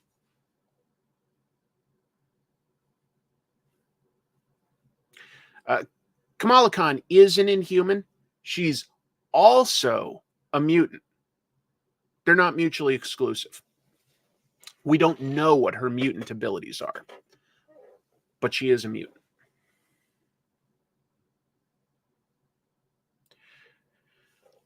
Marvel also has a big event coming up, One World Under Doom, that they say is going to be their biggest since 2008. What was that? Like that was what was it called? Stupid 2008 event. What was it called? Hold on. I didn't write it down. It was the one where like characters turned evil. It wasn't Secret Invasion. What was it? Sorry, I'm just looking it up. Dark Reign, I think, was 2008. Anyway, Marvel says it's going to be their biggest one since then. I'm not a huge fan of events, so I don't always comment on them, but there is one aspect of this that interests me. So this was again announced at NYCC. One World Under Doom is going to be the name of the event for 2025, and there's going to be a core anchor title that everything hinges on, and that's called Rise of Emperor Doom by Fantastic Four writer Ryan North and artist R.B. Silva. Well, I do like that team, and I've been saying on this show whenever I review Fantastic Four that it's one of my favorite books. It's fantastic. So I do like that Ryan North is kind of heading this up. That makes me interested. That piques my curiosity. It's going to be a 5-issue series. That'll begin February 12th, and it features Doctor Doom successfully taking over the world. basically overnight, because he now has the powers of Sorcerer Supreme. That came out of Marvel's last event, Blood Hunt. So now all the nations of the world are basically united under Latveria. Marvel promises that there's going to be repercussions in the main Fantastic Four title. There's going to be an impact. They just mean crossovers, I think, in all the titles. And they said that, like, interestingly, some of the characters in various titles will actually potentially welcome the idea of Doctor Doom as a leader that unites the world. I definitely see that these days, that some people are okay being ruled by somebody that you know is a dictator. Yeah, takes it over for 5 issues. That's plenty of time. 5 issues is 5 months. That's plenty of time. Anyway, I do want to note something, because I was like, didn't Dr. Doom take over the world once before? And he did. It was a Marvel graphic novel. Back in 1987, 3 writers credited, David Michelinie, Jim Shooter, and Mark Grunwald. Artist was Bob Hall, and it was called Emperor Doom. And in that story, Dr. Doom took the powers of Purple Man. He's able to, like, make people do whatever he wants. Dr. Doom created this weird prism thing that amplified that, and he took over the whole world with Purple Man's powers. So it's been done once before. But I do trust Ryan North. I really like what he's done with the Fantastic Four. I think he gets the characters very, very well and tells unique stories that I haven't seen before. So that part makes me intrigued. I don't know if it'll be good or bad, but it makes me intrigued. Marvel also announced something called Daredevil Cold Day in Hell. Good title. What is it? Charles Soule and Steve McNiven are going to reunite. They did the Death of Wolverine story several years ago. It's like 10 years ago now, right? Anyway, they're going to tell a story of a grizzled old Matt Murdock. It's kind of like Old Man Logan. Marvel likes doing those things, right? They had Old Man Hawkeye and, I don't know, Old Man who else? Old Man Impossible Man. Let's do that next. Old Man Impossible Man. Yeah, Ryan North being behind it is what gives me faith. Exactly. Okay. Glad to see a few positive comments there that I'm not the only one. Emperor Doom is pretty cool. It's a one and done story. Old Man Peter, right?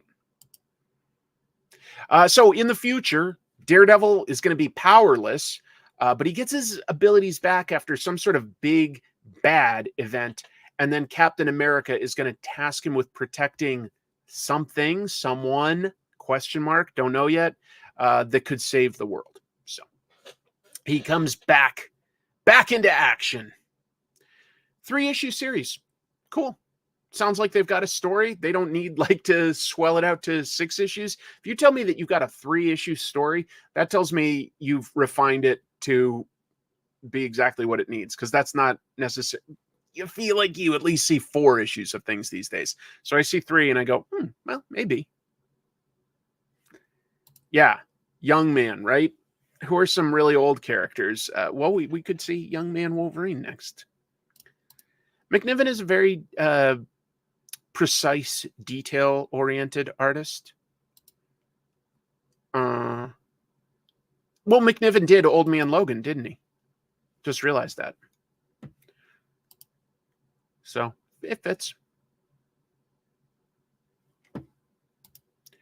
Terrigen mists kill mutants, but not necessarily if their powers haven't emerged yet. It kills active mutants. Kamala Khan's powers haven't emerged yet. So while she's genetically a mutant, it wasn't like, I don't know. That's just how Terrigen mists work. It's weird. IDW is going to do a bunch of horror books. They announced that.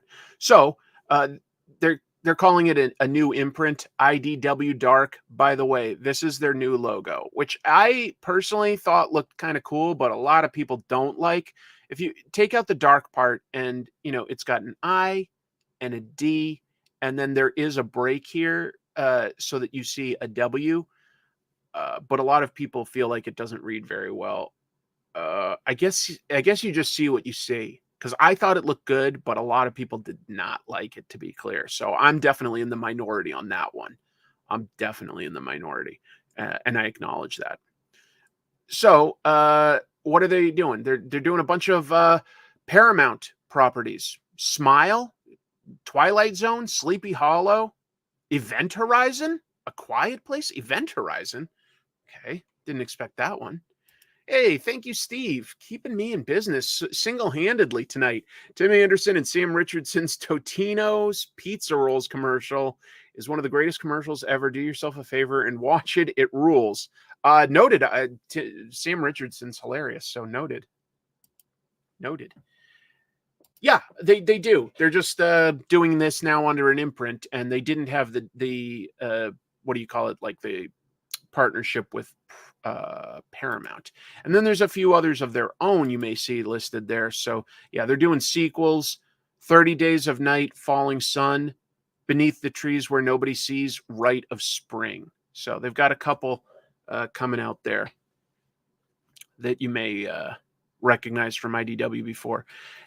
30 Days of Night is interesting. That was like something like, I think 2002 that came out. That was such an early book for IDW.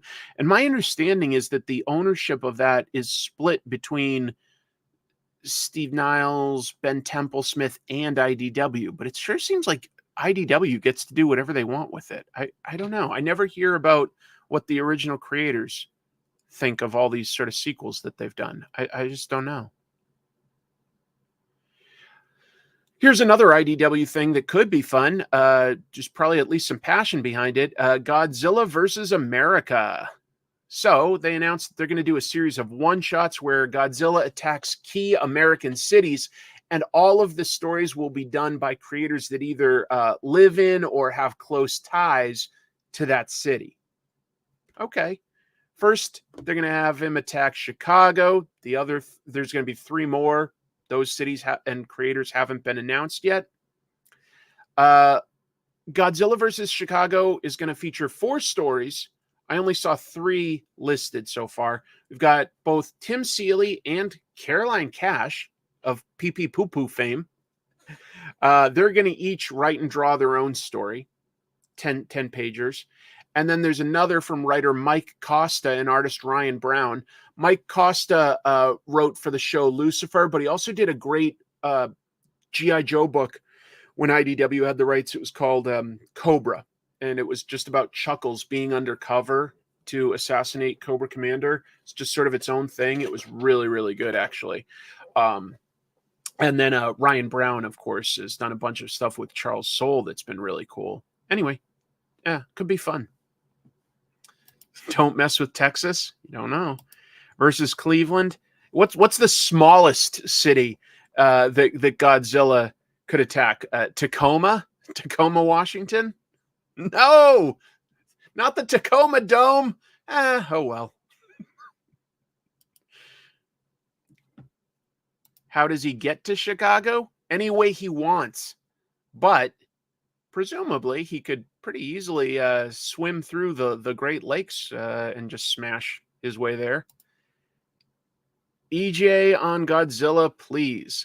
Anytime anybody wants to hire EJ on Godzilla, I am there for it. No question. No question. Will he make it to Alaska? That wouldn't be hard. Intercourse, Pennsylvania. Godzilla versus Intercourse, Pennsylvania. Good ideas. Last piece of news, and then I'll do some quick comic reviews, and then I'll draw. Oni signed Patrick Horvath. Oh, I misspelled it. I'm sorry. I misspelled his name here. That's my bad. Patrick Horvath to publish a comic. So, yeah, I spelled it right here. Sorry, folks. That might have been autocorrect. Sorry. Anyway, the book is called Free for All. It's a sci-fi satire, speculative fiction satire.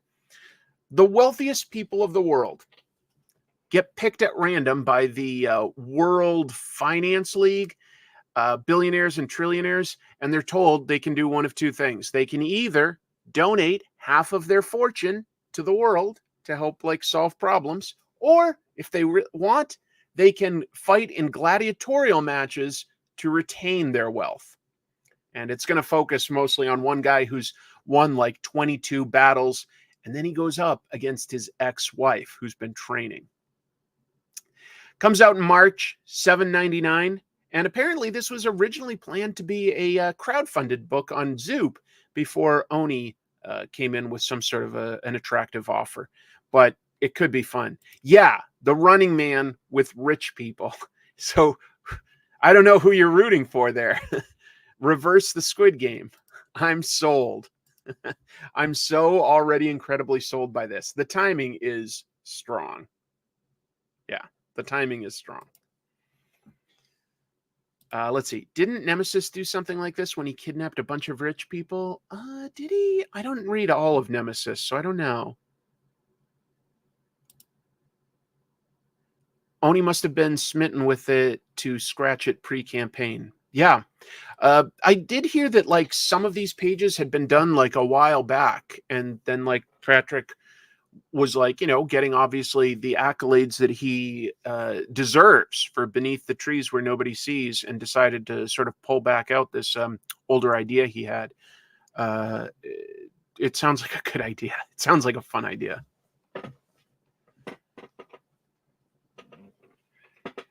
I think you would only be charged for that if it went through, though. So it's not, it's going to be canceled. It's now just going to be published by Oni. Yeah. So let me hook up my extra camera here real quick so that we can take a look at some of the comics that came out this week and last week. I'm not going to review everything because there's a lot of comics now, and that's just too much to look at all of them. Bear with me as I adjust a couple things, and we'll get into the comics. Let's see here. Present extra camera. Yes, please.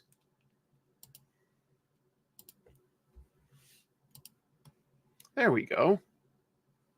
There. Look, it's almost like I know what I'm doing. These came out this week. These came out last week. So let's do this real quick. Just Ultra Mega. Of course I like it. Hate Revisited wrapped up.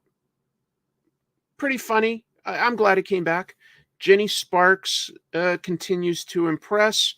I like the story going on in Batman World's Finest, but I'm just not a humongous fan of the artist Adrian Gutierrez. I don't have a problem with their art. I really liked Dan Morris. But it's fun seeing the Justice League versus Eclipso. I'll talk a little bit more in depth about Last Ronin. Just briefly. Let me set this aside. Yeah, the biggest difference with Last Ronin 2 Re-Evolution is that we now have 4 new turtles that we need to get to know. Need to understand their personalities and stuff like that. And I'm willing to give them some time because looking back, it was a little hard to tell the original Turtles apart in the original black and white comics. I know that sounds weird now because they've been out for 40 years and they're iconic, but it actually was a little hard when they were in black and white and they all sort of talked tough and stuff. The cartoon really helped cement personalities by changing the colors and giving each of them voices, and it helped us understand them really quickly.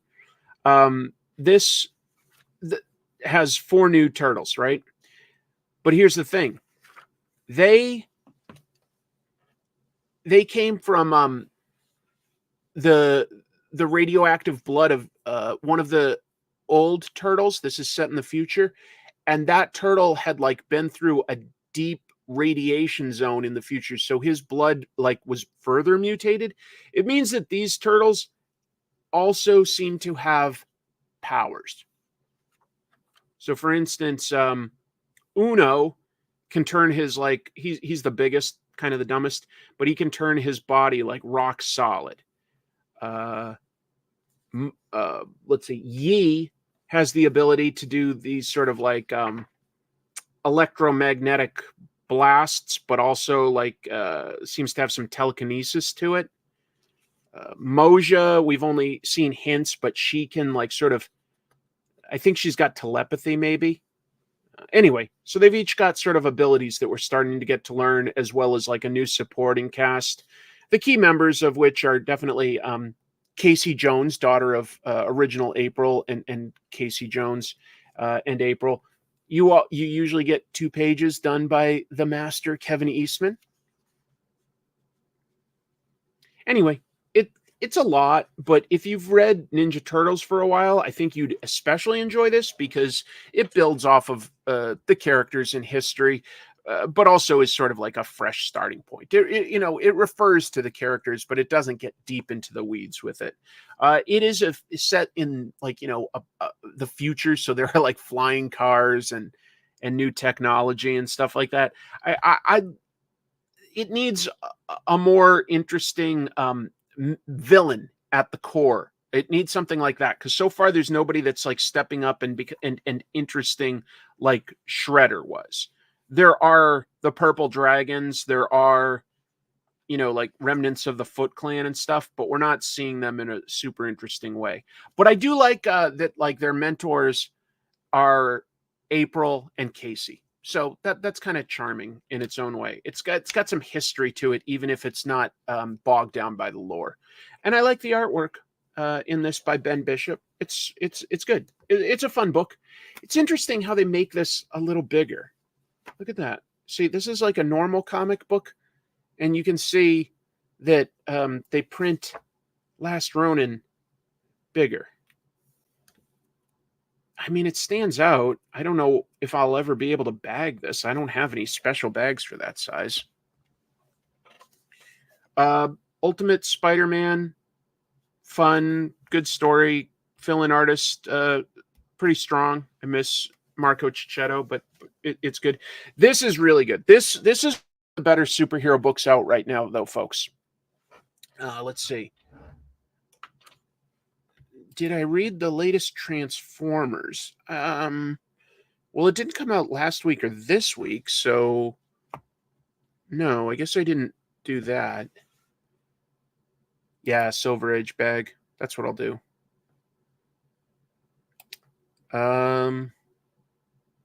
Haven't read Scarab. No, haven't read that one. Transformers 13 we did talk about. I remember talking about guest artist Jason Howard and Starscream's origin.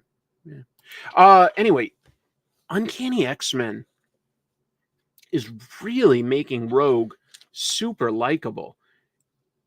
Gail Simone is doing a great balance of like her dialogue. She talks like that Southern belle. It sounds like, Dolly Parton dialed up to 10. Doesn't make Wolverine overpowered, makes him like take a while to heal. But like the thing about Rogue, I think, is that she's stepping up to be a leader in a very believable way. She's taking on more responsibility. And she's balancing that in a good way with still like having a relationship with Gambit, her husband now, and taking care of like new kids. It's a really well balanced portrayal where she's balancing a lot of different things. And I think all of us can relate to having to balance a bunch of different things between work and family and other obligations. It doesn't feel like she's neglecting anything, but it feels like she's got a lot on her plate, and I admire Rogue for balancing it well. I do. And yet like her dialogue still makes her kind of like funny and sassy and charming. I think she has led a team before. I haven't read it if that's the case. Anyway, they've got a villain that seems, powerful enough to give them a physical challenge for now. They've got new characters that are worth developing. They've got some great artwork, like the action here by David Marquez, that's really solid. There's just a lot to like about this. I don't need to spend a lot of time breaking this particular issue down. What I will say is, if you enjoyed X-Men in the 80s through the 90s when Claremont was writing, there's a lot of how that was balanced in terms of like action, but also subplots with the characters and subplots with villains. It's paced in a very similar way. So if you like that era, I think you'll like this era as well. And what's nice is like, while there is history, they're not like getting bogged down in anything like, hey, remember in Krakoa when we had like this, that, and the other? It's nice. Haven't really talked about Invincible Season 3 tonight, no. There was a trailer for it. I'm excited for it. Don't have a lot to say about it, though, yet. My favorite superhero book right now at DC is Wonder Woman. At Marvel, it's Fantastic Four. There's a couple other good ones on both sides, but Wonder Woman continues to be great. Daniel Sampere, just really, really good. And there's no way of getting around it. The big plot of this is that it's Wonder Woman has lost the love of her life, Steve Trevor. And this issue like really highlights what makes him sort of worthy of, basically a goddess. It shows how the villains got one over on Steve and how this all happened. And it jumps back and forth in time to sort of show how it happened and how Wonder Woman is dealing with that. And it feels organic to everything that's happened before, even though it's a surprise. Yeah, that is Dr. Psycho, Victor. It's really good, folks. It's really cool to see how Wonder Woman deals with something like this, because this is about the biggest loss, you could give her, following, like I guess her mother was killed off a long time ago in the books. I didn't read that era. But this is a really cool take on Wonder Woman dealing with trauma. And if you've been following the title, it leads into a big character moment that we knew was sort of like coming, but this helps make it feel like it would be a natural, organic progression of the character. And no matter what, like, the art is just fantastic. Just some of the best. DC has one hell of an artist here with Daniel Sampere. Boy, it's good. Even like, like something little like characters walking down the steps here, it just feels real. The gesture, they don't all look the same. That's not necessarily the flashiest thing an artist can draw, just characters drawing down some steps. But it serves the story in this moment, and it looks good to me visually. And I'm glad that he doesn't like, phone something like that in. There are plenty of artists, and I don't want to name names, but there are plenty of artists that would just not really spend the time on that. Or maybe if they had, to do an establishing shot of a bunch of soldiers in front of a mansion, maybe you put like one soldier way up front so that you can like draw like, a face or shoulders and sort of block the rest of it. But he doesn't take any shortcuts like that, and I appreciate it. With Wonder Woman, it's always possible to bring a character like that back because she's tied so heavily to Greek mythology. There's the ability to go to the underworld. In fact, just to be clear, something like that happens in this. But I think for now anyway, I think Steve Trevor is gone. And that was pretty big. The last one I'll talk about that came out last week, and I'll do it pretty briefly so that I can get on to the others, is, sorry, I've got that backwards. The final part of the Catalyst War in Radiant Black. Very satisfying conclusion to an epic storyline. This finally and definitively gives us an answer to who will be Radiant Black moving forward between friends Marshall and Nathan, who have shared the power. It also gives us a satisfying, huge battle with some alien forces that are basically responsible for these powers, and finds a way to sort of like overcome their seemingly undefeatable opponent. Two great artists. We've got what is it? Marcello Costa and Eduardo Ferrigato. I got to meet Marcello at the convention. All I'll say is this is a really satisfying conclusion. Boy, this was ambitious. To put out 2 issues a month for 5 months.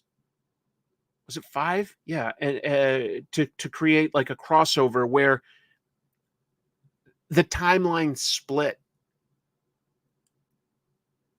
I didn't have any idea where this storyline would go because there were 2 storylines going on. One that focused more on Nathan and one that focused more on all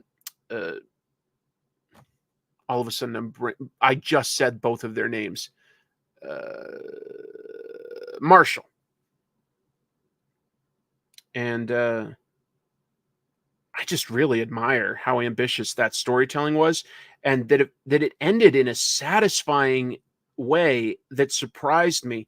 I just loved how the characters were thinking outside the box against their enemies in this and doing unexpected things. So cool. All right. So that was last week, just real quick. I'll go over some of these. First of all, we talked earlier with Tyler. I love that cover. I will say the 2 stories inside, I like the first one okay. It's by David Desmalchin and his frequent writing partner, Leah Kilpatrick. Deals with Dollmaker. I think that's a Batman villain.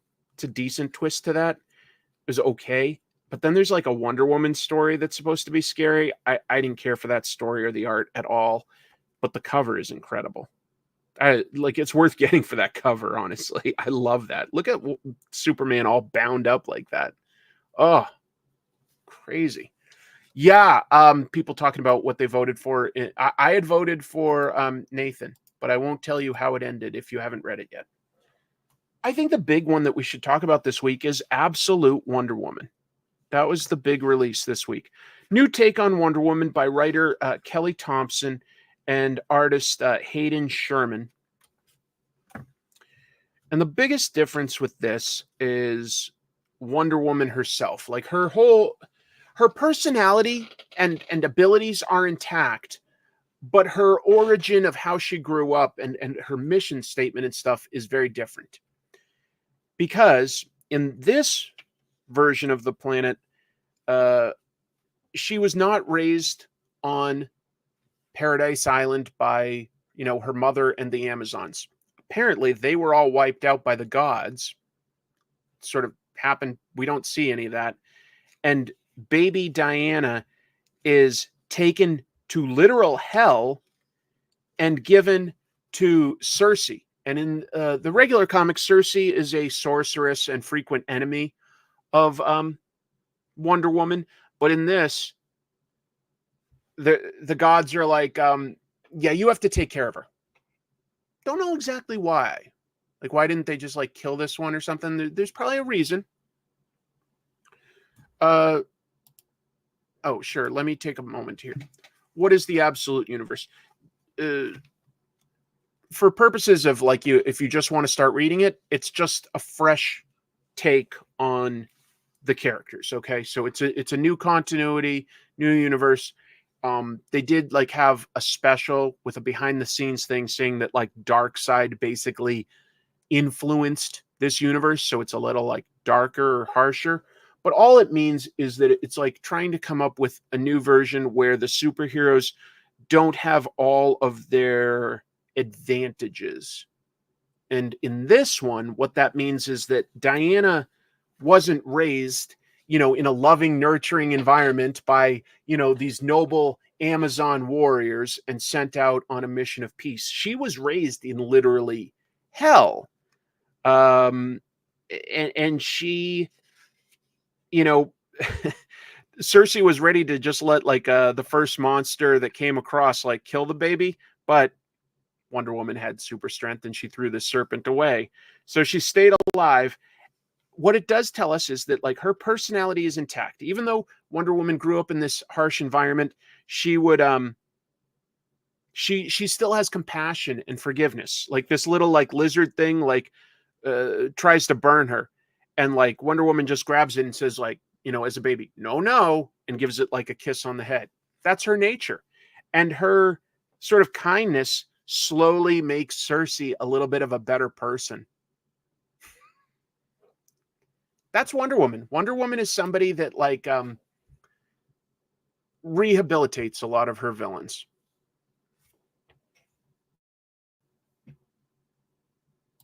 That's a way to look at it. Black label but PG. That's a way to look at it.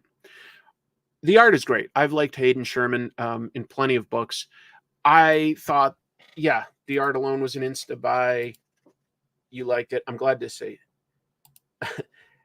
Well, sort of, yeah. I love these 2-page spreads. It we're not going to like focus on every bit of Diana growing up from like, you know, a toddler to an adult, but it shows like their home in a cave, and over time you just slowly see, you know, like Cersei's magical area grow, like, you know, shelves and potions, and their beds become like a little bit nicer, and they start building like a bookcase. Eventually, like they've got some rugs, and then like sorry, continues here, and they actually put flooring in when she's an adult.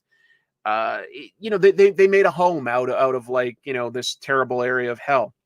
But it means that Wonder Woman was raised, you know, battling monsters. She was raised to understand magic a lot better because her mother in this is Cersei, adoptive mother, but still a mother. She rides Pegasus, which is like a winged horse skeleton from hell, and she's got like this bag that's like sort of infinite, and she pulls out a huge sword like you'd see in say Berserk by, you know, the manga by Kentaro Miura, or what is it, Cloud Strife in Final Fantasy VII. Like this Wonder Woman doesn't have a shield, she has a huge ass sword, but she's not a killer, she just fights monsters. And she's got her strength.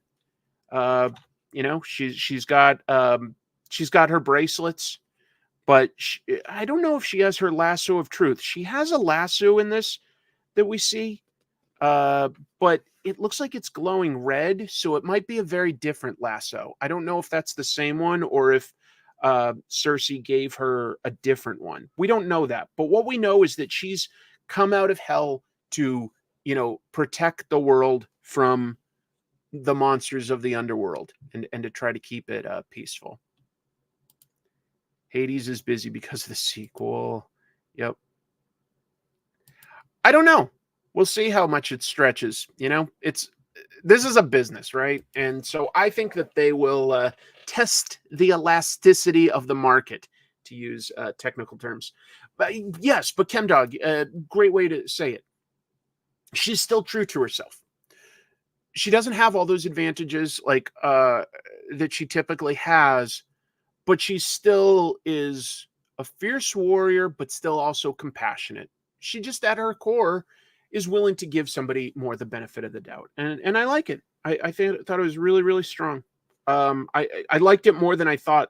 I was really excited mostly for Absolute Batman, and I tried this one going like, well, I like the creators. I don't know if I'll love it, but I did like it a lot.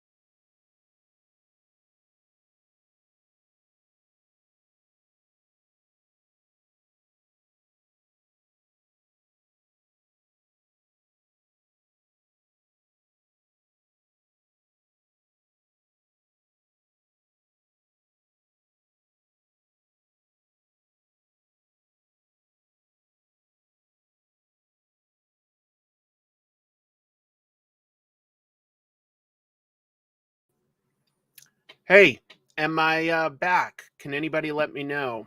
I had an internet blip. Let me just see. Sorry, everyone. Later, I might be able to edit that out once it's archived. I'm back. It looks like I'm back. I'm back. All right. Well, didn't expect that, but thank you for being here. Yeah, we lost about 100 people or so. That's not so bad, I guess.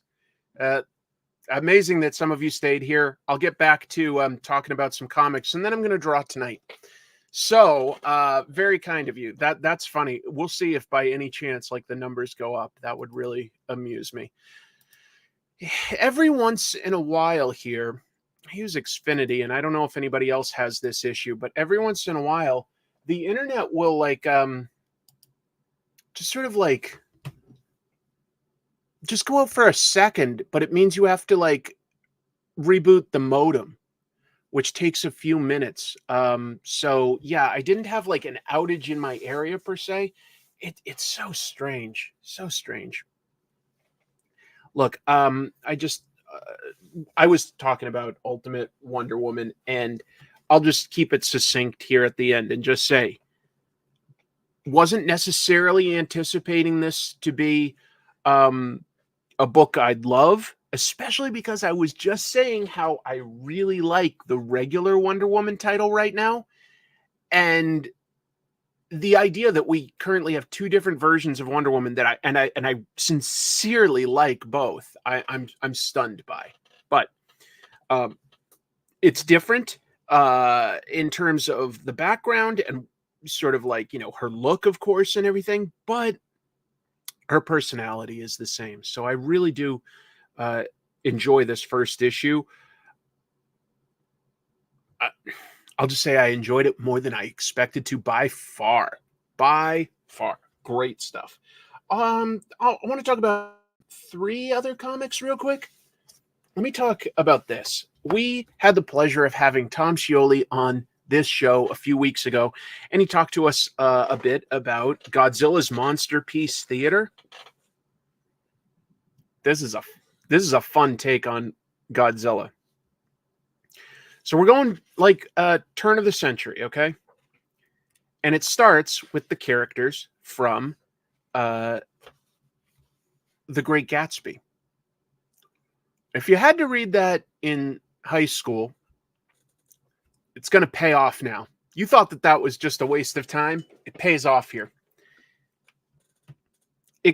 Things change when Godzilla attacks just off the shore of Gatsby's estate. Now, what's clever is this. This book has some narration in between some of the panels.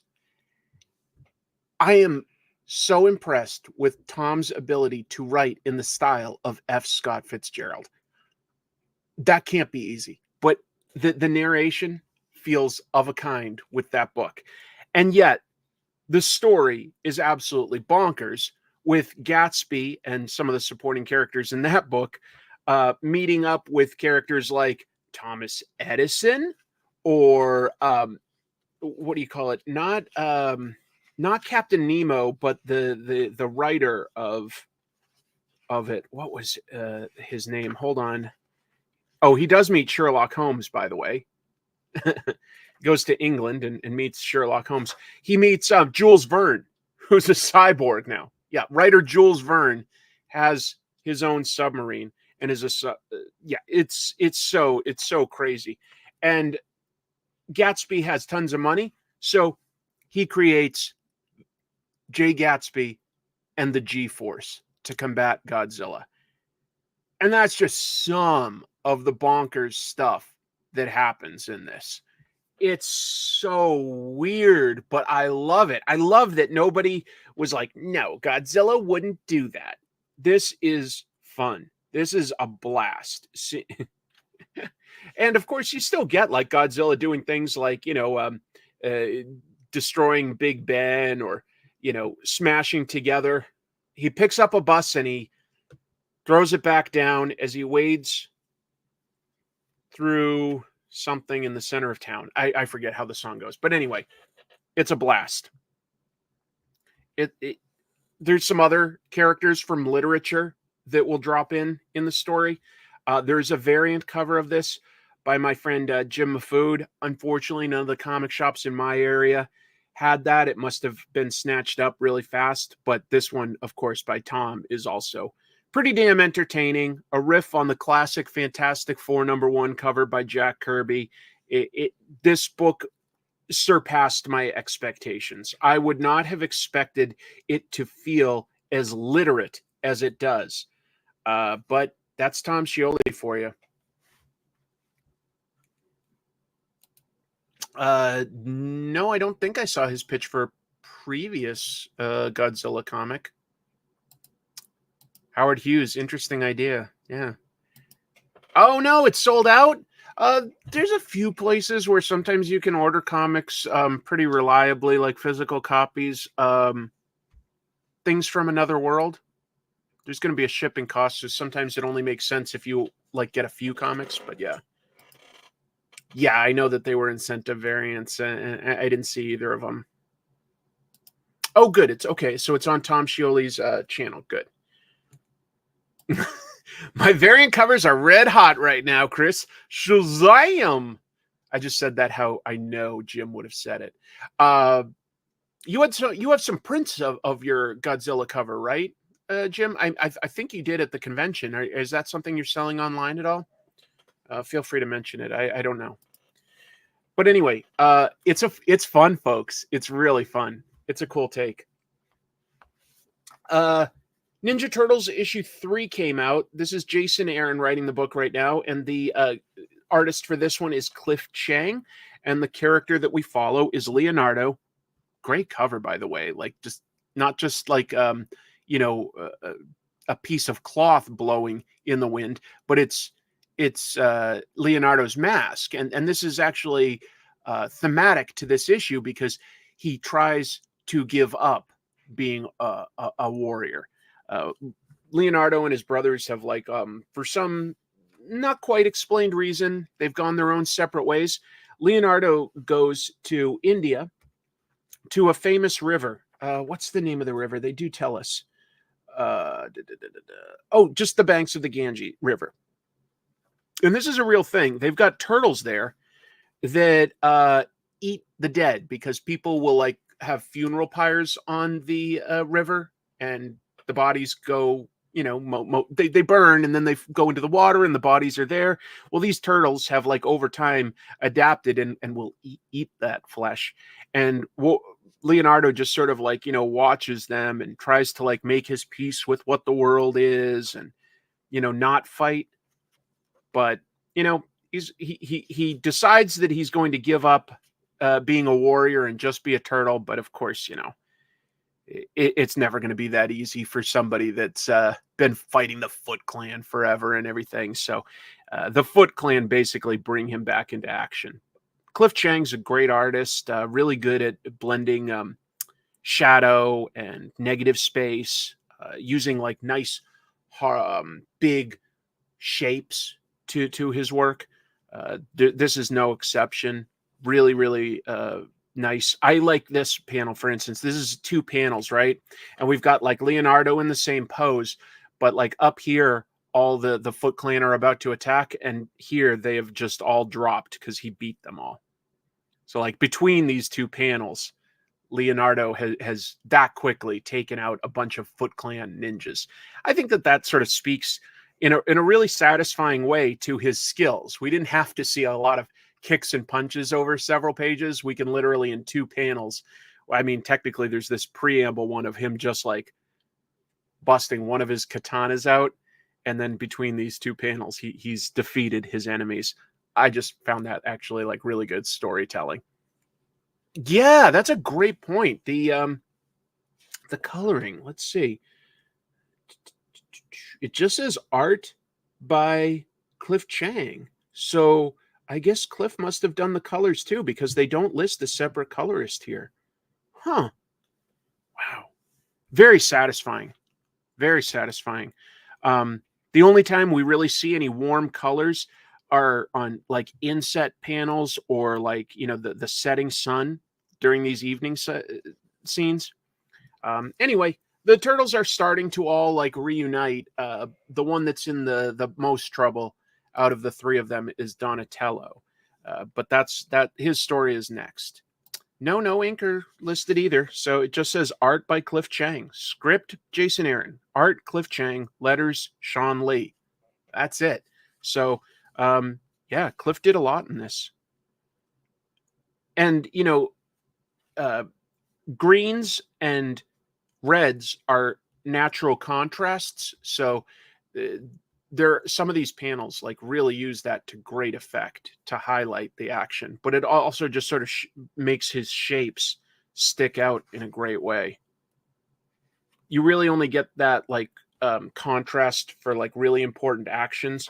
For like more the character work, like Cliff is mostly content to keep the palette very samey. But like when like a threat emerges, we get that contrast, like the Foot Clan, like, or not, this isn't even the Foot Clan. This is just like poachers or something. So some really satisfying artwork in this, and a nice evolution of the story, reintroducing the characters to us, telling us something specific about that turtle's personality and fighting style. Each of these three first issues of the soft reboot have like been really satisfying. Yeah, they're each in a very different place, both like physically and emotionally. I'll get into that more maybe once the Donatello issue comes out, but it's been very satisfying. And the last comic I want to talk about before I take some time to draw tonight. Oh, that's really kind of you. Thank you. I'm glad that they've helped in any way. Thank you. Yes, definitely Zatoichi vibes. Definitely. The Moon is Following Us. Now, that's the new book written, I'm putting in quotation marks, by Daniel Warren Johnson with art by Riley Rossmo. And in the first issue, we saw a very, you know, like sword and sorcery fantasy battle, a husband and wife battling against, you know, occult forces like you'd see in like a He-Man cartoon or a Conan the Barbarian story. Crazy talking animal creatures. And then ultimately we found out at the end that they were trying to rescue their daughter, and it cuts to the real world, and they've been using some sort of a machine to enter her dreams. Okay, so that's an interesting twist. This gets a little bit more into that, and this is why I put it in quotes. So it looks like the pages that are set in the real world, and maybe both worlds are real for all I know so far, but we'll just call this the real world for ease of discussion. Illustrated by Daniel Warren Johnson. So that was a little unexpected for me. I thought he was really just writing this. I knew that he was doing a little bit of artistic collaboration with Riley. I did not realize that he'd be doing full pages of this book. Did not know that. Thank you, Sapo. Thanks for another live, Chris. Well, thank you for the support. That means the world to me. It really does. It makes me feel all sorts of positive things. Like makes me feel respected, and it makes me feel like I'm doing something worthwhile. So thank you. Anyway, not anyway, like I'm dismissing that. Sorry. Anyway, where I left off on discussing the book, that was a pleasant surprise to see Daniel do some like really cool artwork, by the way. Like look at like the parents feel very helpless in this scene, right? They can't figure out why their daughter has fallen asleep, and no scientists or doctors have been able to explain what's going on. She's alive, but she won't wake up. And look at how small they are in this, like, you know, doctor's office. You know, that gives you a little bit of a sense of helplessness. They're just so tiny in this world. They don't understand this world, the doctor's world and stuff like that.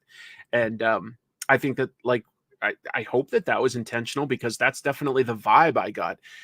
That's sometimes the difference between just like drawing something well and drawing something in a panel that really gives us sometimes subconscious feelings, so that we can feel something about the story on you know, another level. I admire the storytelling on display here. Eventually, we do get to a point where some of this is explained a bit more.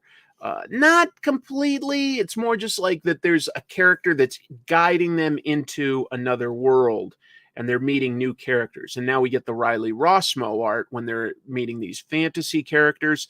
Nothing is explained fully. It's just guiding us into a new setting. Great action. Of a kind. There are some similarities with the approaches Riley and Daniel both use, but of course they are different artists. And I just say similar with, like there's going to be some motion lines or, just the way characters are designed to a degree.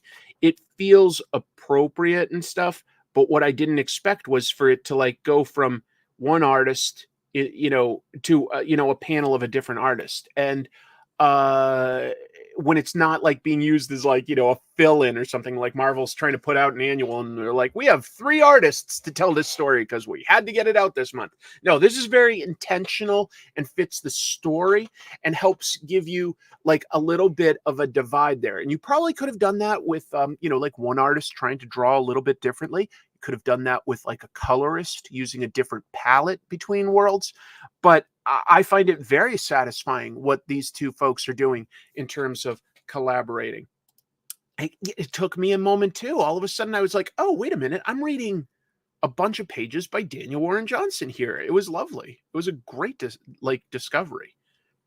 Yeah, I'm curious about Last Halloween #2. That's out this coming week. So a couple days. Yeah. Anyway, it's very impressive. I like it, and I'm very excited to see where it goes. A lot of comments. Put those over here. I'll draw something. It's been a little while since I've drawn. We'll just talk about whatever people in the chat want to talk about. So I'm enjoying The Moon Is Following Us too. Really am. Wasn't expecting to catch the stream tonight. Going to start reading Last Mermaid. Great. Love that book. Always happy to hear people discovering it. House of Secrets in Burbank, California got broken into this past weekend, and they lost a bunch of Golden and Silver Age books. Oh, no. Yeah, happy to mention that. I've been to House of Secrets before with my friend Abed. Oh, that's really disappointing to hear. Well, happy to mention that and just hope that those folks are hopefully able to recover some of that. That's, darn it. Don't know that book. Thank you for putting it on my radar. Don't know. I think I'm one episode behind on The Penguin, but I'm enjoying it quite a bit. More than I expected to, actually. Savage Street Vigilante Prime. So yeah, I wanted to take a crack at drawing Savage Street Vigilante. My friend Jim Mafood's Kickstarter book. I've got a link to that Kickstarter in the description of this episode. Let me actually bring one thing up real quick, actually. I'm going to bring up the actual page since this is what I'm drawing something just to give a little bit of visibility in the final couple days for a friend's book. I'm just going to bring that up to share. And I recommend it. I think it looks cool. I think that yeah, we'll share that. Did I do it? So there's the Kickstarter, and it's been going very well. It's got just over 2 days. Just over 2 days. And some fans have done some fan art, and I was like, oh, that sounds like fun. I want to try to do some fan art of this character. But what hasn't been done yet? This is Jim's satire of like Batman and, superhero stuff like that. I've seen some pages. I think it looks really fun and cool and different. So I recommend this. But I was like, what can I do that's a little different than everybody else? There's been all this fan art. I'll do the absolute version of this book. Yeah, Halloween ends on Halloween campaign ends on Halloween morning, and Jim and I will have something special for you aside from that on Halloween on this channel. So get ready for that. But yeah, so I'm going to try to do my take, Jim, on your character. And Jim like told me, you know, that you can basically sort of do this character however you want, because there's no hard and fast rules on exactly what it has to be. Oh, okay. Well, that sounds fun. Let me see what I can do. He said there's two things. There's goggles, basically, and like stitching on the costume. And I was like, oh, is that it? Okay, I could do that. Took off my glasses because I don't know. I might need to get new ones, but these days to look at like fine detail up close, I just can't really wear my glasses anymore. My glasses have always been for distance. As I got older, I started wearing them a little more frequently for distance, but now like my vision has changed a little bit more, and I just feel like I can't really see up close super well with them on. So sorry if I look weird like this and just am hunched over, but basically that's just the way I have to draw now, is I can't really keep them on for looking at close stuff.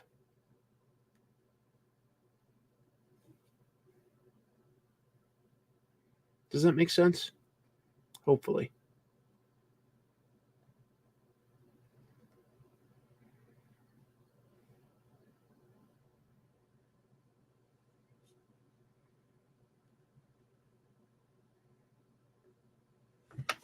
What else is going on?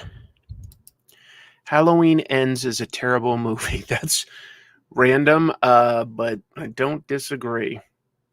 It's also disappointing just because that new trilogy started off so strong.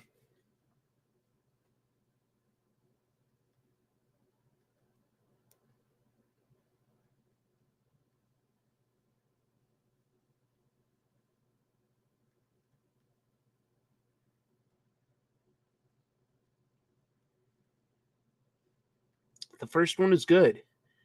Didn't really care for the second one, but I was like, well, maybe it's a blip. And then that third one came out, and I was like, nope, it's not really for me.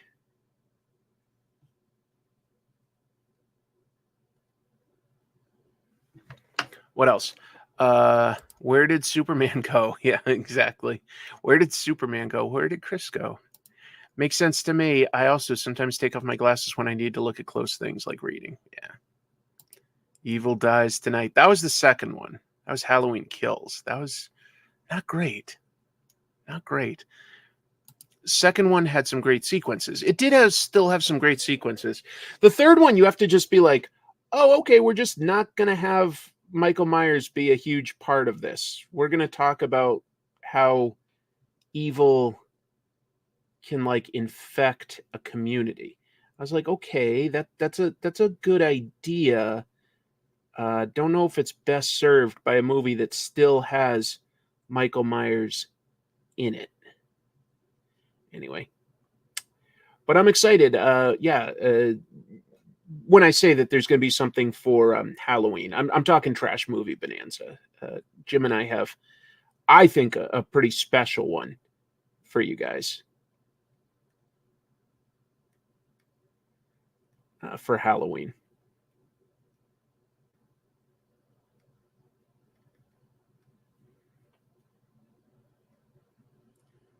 And I know I'm going a little more cartoony than I sometimes do with my drawings, but I have to at least try desperately to match the crazy energy of Jim and his art. This channel is great. Been enjoying it. Also feels like a party to watch. Wait, what channel? I don't know. I already did Police Academy. What more could there be? Exactly. You thought that was the best? No, we've still got more. Halloween trash. It's tasty. Does anybody have any must-watch Halloween films? For Halloween itself, I mean, thematically, of course, you've got the original Halloween. I think that would be a must-watch if you haven't seen it before. And Nightmare Before Christmas is another great, Halloween/Christmas movie.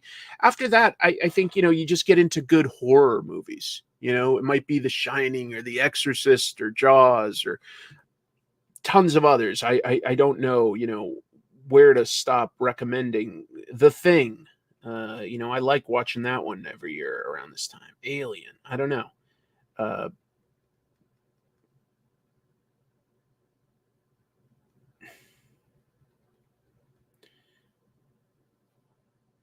But if you mean Halloween very specifically, I think you begin and end with The First Halloween by John Carpenter and Nightmare Before Christmas. No Halloween parades where I live now. Although I'm starting to think, Jim introduced me obviously in the last trash movie bonanza here to Hack-O-Lantern, and there's a part of me that thinks I might be ready to rewatch that come next Halloween. That thing was absurd. What a bonkers little movie that was. I'm going to give this guy stubble. I don't know. Maybe he's supposed to be clean shaven. Jim could tell you, but I'm going to give him stubble.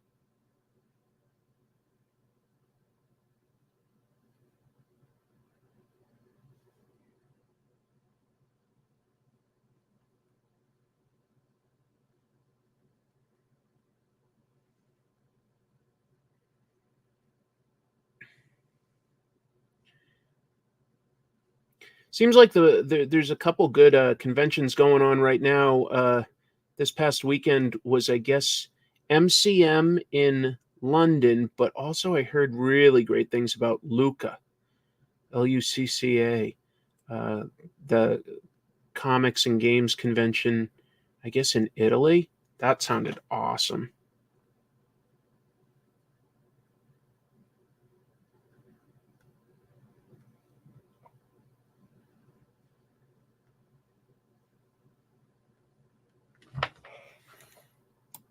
Vincent Price said Halloween is a great idea.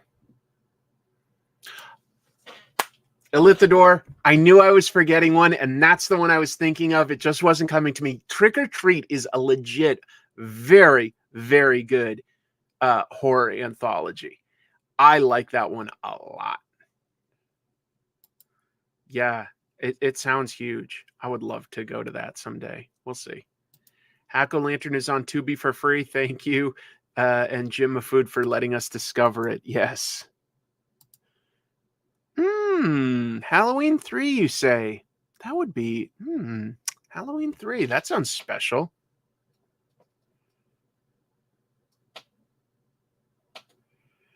Night of the Creeps, another great Tom Atkins performance. Evil Dead trilogy.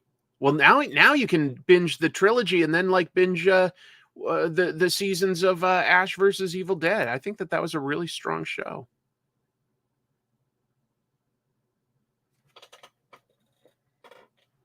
Thrill me. Tom Adkins. Tom Adkins is really a pretty cool, charming guy. We talked about him a little bit in our episode on Maniac Cop. Oh, did I tell you guys? No, I don't think I would have. So at, what do you call it? At New York Comic Con, Jim and I was talking to Jim at his table. And a gentleman comes up. Shoot, right now I'm forgetting his name. I'm bad at names in general, so it's nothing. If he's watching, nothing about you, sir. I just am bad at names. I'm forgetting right now. I'll probably remember later and feel guilty about it.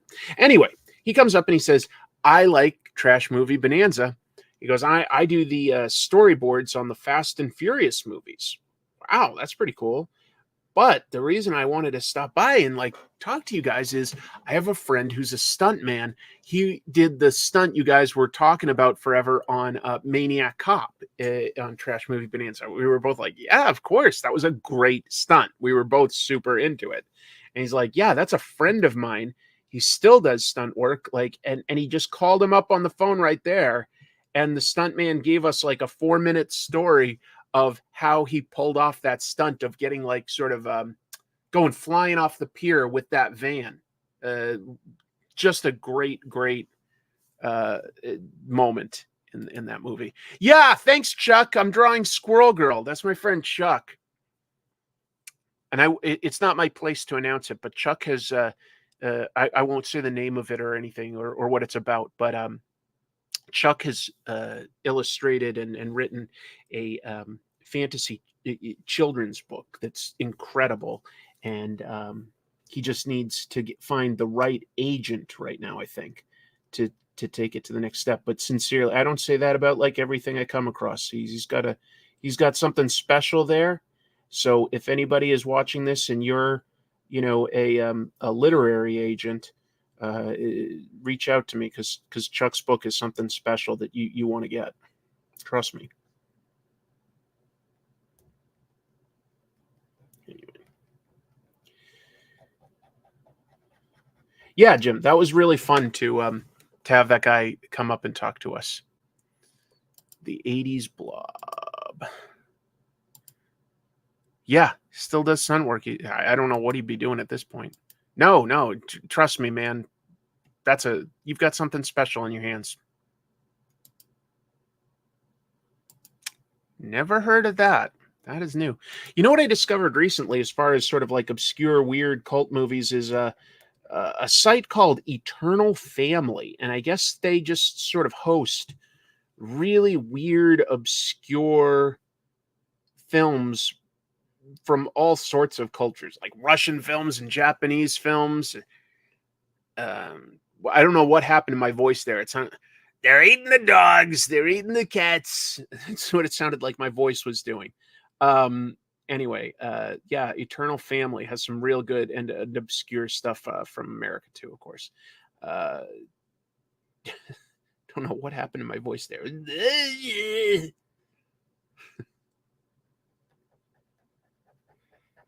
Sorry, I'm not trying to traumatize everybody.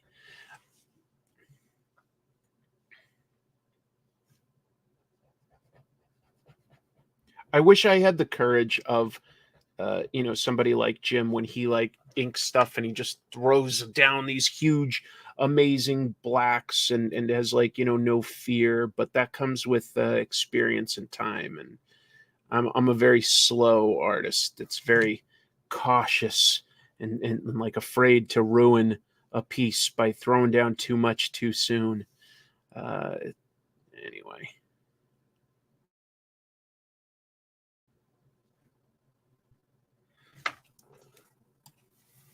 Yeah, that's an underrated one. That's an underrated one. Yeah, they got Japanese films now. He thought it was just food. No. Oh, John Carpenter's Prince of Darkness. I'd call that one of his underrated movies. Suspiria is great. I really like the remake.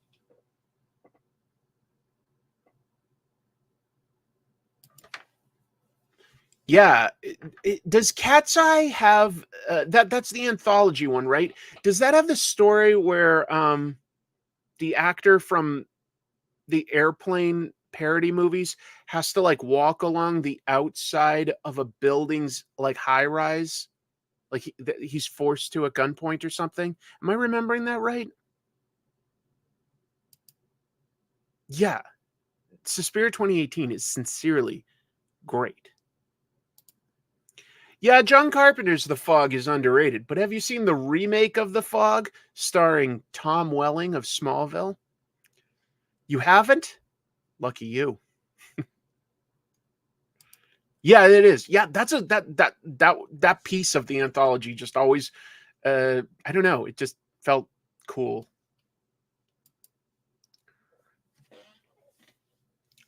I love horror movies, and it's funny. Every October, I feel this obligation to watch as many as I can. But this year, I've been so busy that I haven't seen as many as I typically get to.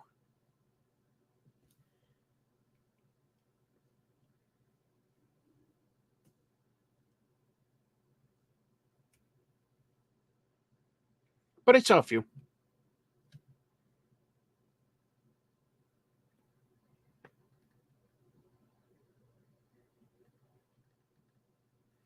Did I see any good ones in the theater, though?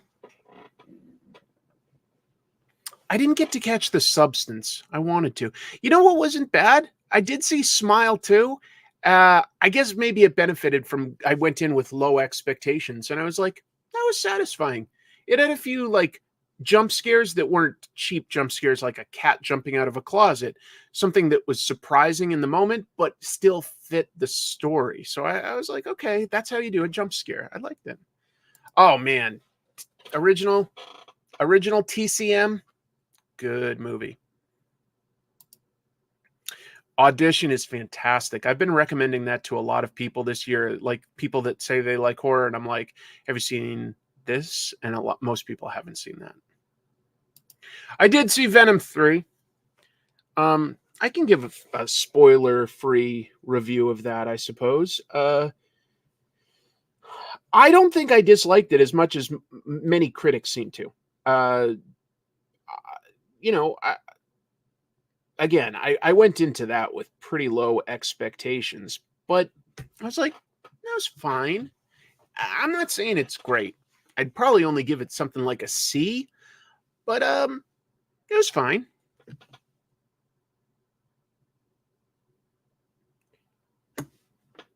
I don't know what to say about it. You know, I thought that the second Venom was very forgettable story-wise. Visually, it did look good. I will give it credit for the visuals were good in that one. But I didn't really care for that movie after being sort of surprised by how much I enjoyed the first Venom movie. I didn't love it, but I was like, I didn't expect anything of it. And I was like, oh, I kind of like that.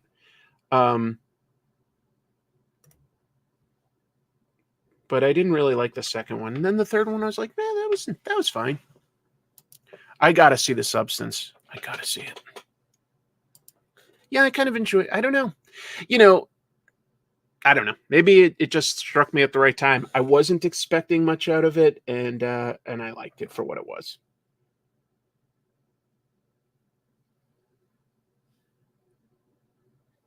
There are plenty of elements, just to be clear, of Venom 3. If you'd seen spoiler stuff, I'm not going to. And sort of like poke fun at it, because there's a bunch that doesn't really make sense. Here's something that's not a spoiler, but just something within the movie. They've got like a military guy that wants to capture Eddie Brock Venom. You can tell that much from the trailers, right? So he talks to some shadowy guy and he goes, authorization to call in the Six. The shadowy figure's like, permission granted. Like, oh, the Six. Okay. I don't know what this is, but they just made this like the Six must be something big, Is this going to be like, some sort of a comic book reference? Is this going to be like other symbiotes? Is this going to be, I don't know, Morbius and Vulture? Like, what is going to be the Six? The Six is 6 military guys. Just some guys. They're nothing. Literally, like, just for one scene, they're just some military guys that, like, rappel into a room and try to get Venom. They're nothing special at all. They don't have special weapons, special names. They don't have lines. Nothing at all. They're like, permission to get the Six involved. Ooh, the Six. That's a big ask. Okay, permission granted. We couldn't get him. The Six didn't do it. Okay, moving on. What? No, they don't have nicknames or anything. Yeah, it's not the Sinister Six. It's just the ordinary Six. And that's just like one example where I was just like, did I just miss a scene or something? Like, no. It's just so I'm not trying to tell you it's a good movie. I'm just saying it's entertaining. Look, they decided to go funny and make it a road movie, okay? And you're like, and there's so many like weird little decisions in it, like casting Rhys Evans, who was Lizard in the previous Spider-Man movies, casting Chiwetel Ejiofor, who plays Baron Mordo in the Doctor Strange movies. There's no relation. They're just playing new characters. I don't know. Maybe we're out of actors. We're out of actors. Start over. Uh-oh. We're out of actors. The next Batman has to be Mel Gibson? Oh, darn. That's not going to go over well. Oh, well. We're out of actors. Oh, by the way, there was a trailer for a movie that I saw, and it was like so funny how far out of the way they went to not mention Mel Gibson's name now that he's pretty problematic. They're like, from the director of Braveheart and Apocalypto and Hacksaw Ridge. Movie title. Like, wait, the director named blank, blank, blank? Like, no, just the director who did these great movies that we won't mention. Oh, okay. They didn't do a fake out with the Sinister Six. I didn't think that they were about to introduce the Sinister Six. It was just that they were like permission to release this or to use the Six, and it was just nobody. It was just some soldiers that like didn't have names or anything.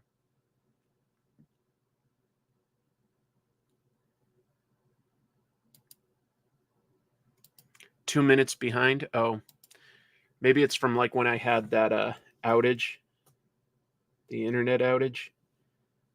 The infamous internet outage of October 28th on the Pros and Cons channel. We all remember where we were that fateful evening. What a terrible, terrible stream that was.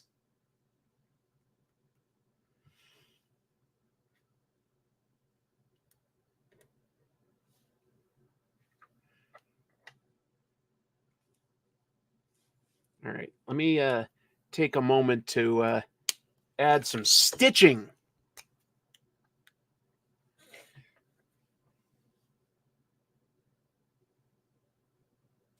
Remember how the first Venom movie had like a new song by Eminem? Got that Venom, Venom. And I kind of generally like Eminem, but that wasn't his best. Hey, kitty. Bye, kitty. Jack came by just to say nothing.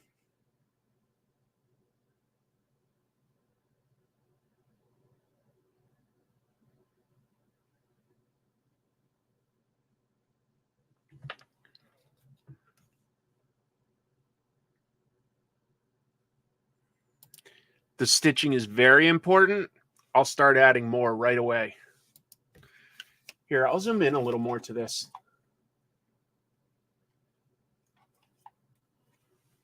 Is that in focus? I feel like it isn't.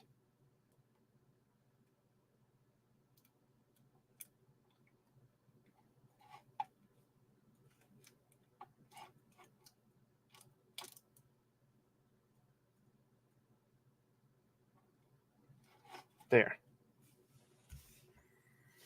That's a little better, right?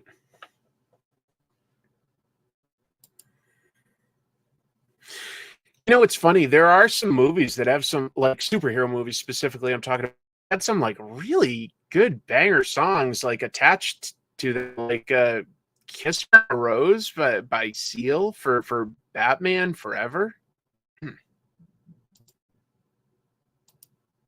Yes, drawn a beefy boy. Oh, don't get your hopes up for a Madam Web 2. That was a pretty bad one this year. But you know, not the worst. What the worst was Joker 2.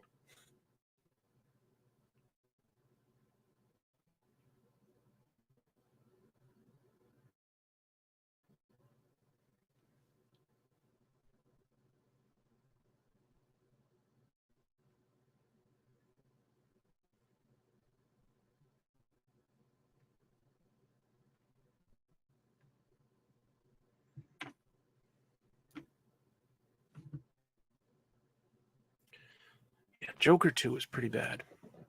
Yeah, Spawn had a good soundtrack. The Crow had a great soundtrack. And I'm not a fan of like Chad Kroeger necessarily, but Hero on the Spider-Man, that was a pretty big hit. Yeah, Prince doing the soundtrack on Batman. Well, yeah, what kind of a song is Craven gonna have? Like, all of a sudden Taylor Swift does like a song for Craven. You'd be like, what? Judgment Night soundtrack is still amazing. One of the best '90s things ever. Yeah. Judgment Night. That was Ice-T and who was that Brat Pack actor that was in that one? Oh, you're bringing me back. I have to think about it. Not Punisher. Daredevil had like a couple. Daredevil had that one. Evanescence. That's right. Evanescence. Oh, the Crow soundtrack is like one of my favorites. It's just, I know it's maybe dated now, but I love that soundtrack. Like every song on that I like to some degree. Very, very cool movie.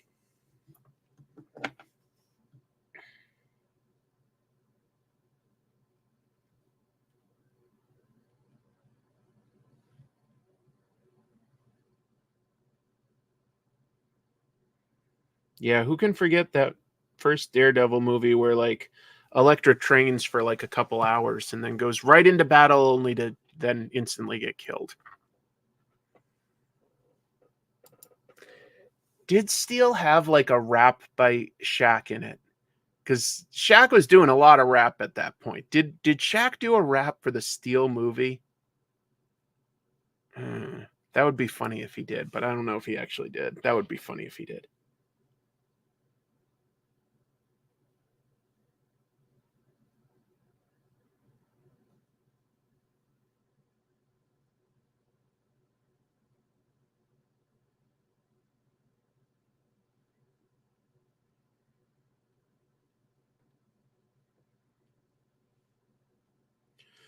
Wake me up inside before I come undone.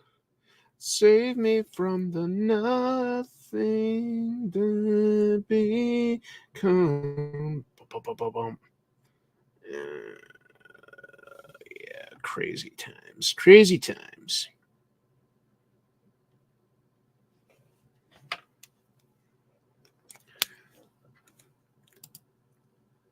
Wait, what?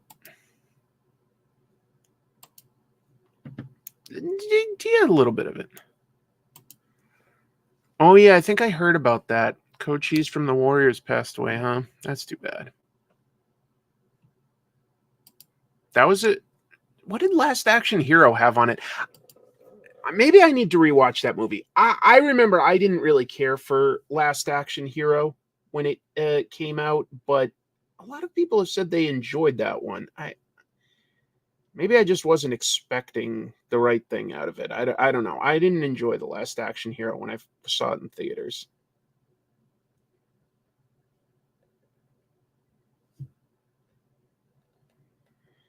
But I'm also willing to be corrected.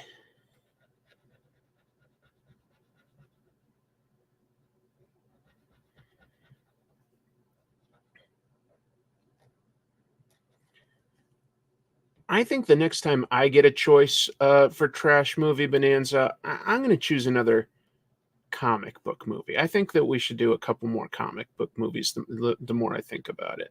I would like to. We'll see if I can convince Jim.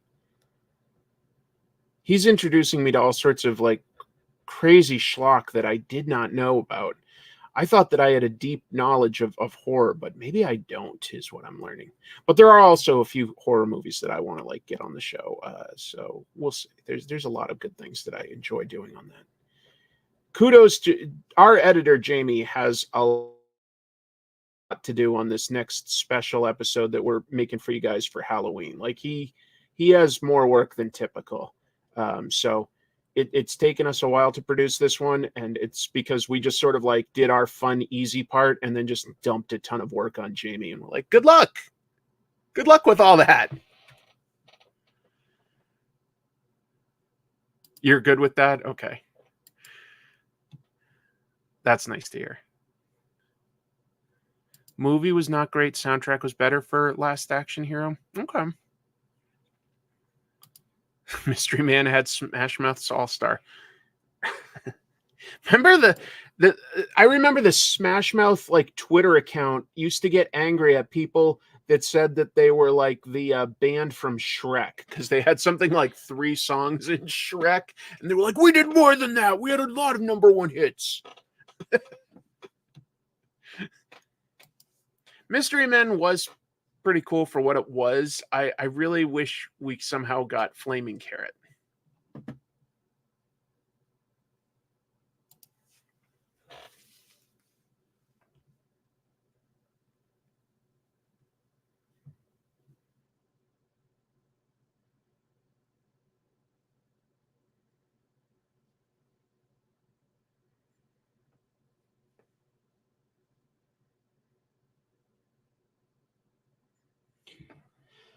Now I've got Evanescence in my head. So thanks to whoever did that.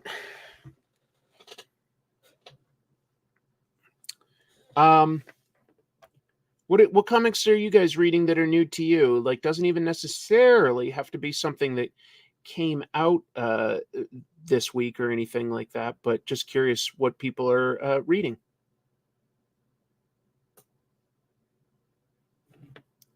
Always looking for recommendations. I realize I talked up Dandadan a lot, the manga, and kind of let myself forget that it's a little on the pervy side. I legit sort of forgot. I still like it a lot. I guess I just sort of forgot. But now the anime is out, and like all these people that I was like telling I really liked that to go like, wait, what part did you like so much? I was like, I don't know, it's funny. Good art. Like, okay, the anime does some strange stuff. I was like, does it? I was like, I don't know. And then I rewatched. I was like, oh yeah, I guess it does have a little bit of a pervy side to it all.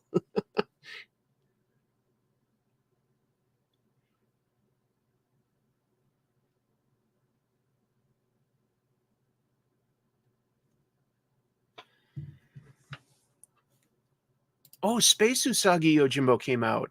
Nice. Yeah, I like it. I like it a lot. I like it a lot. Action Comics Weekly by Wade and Clayton Henry. Cool. I should talk to Mark Waid. I should do an interview with Mark Waid. Rereading Thunderbolts Justice Like Lightning. Loved the original Thunderbolts. Is that what you're talking about, the original? Or was that like the name of like a subtitle of like a different version? I don't know.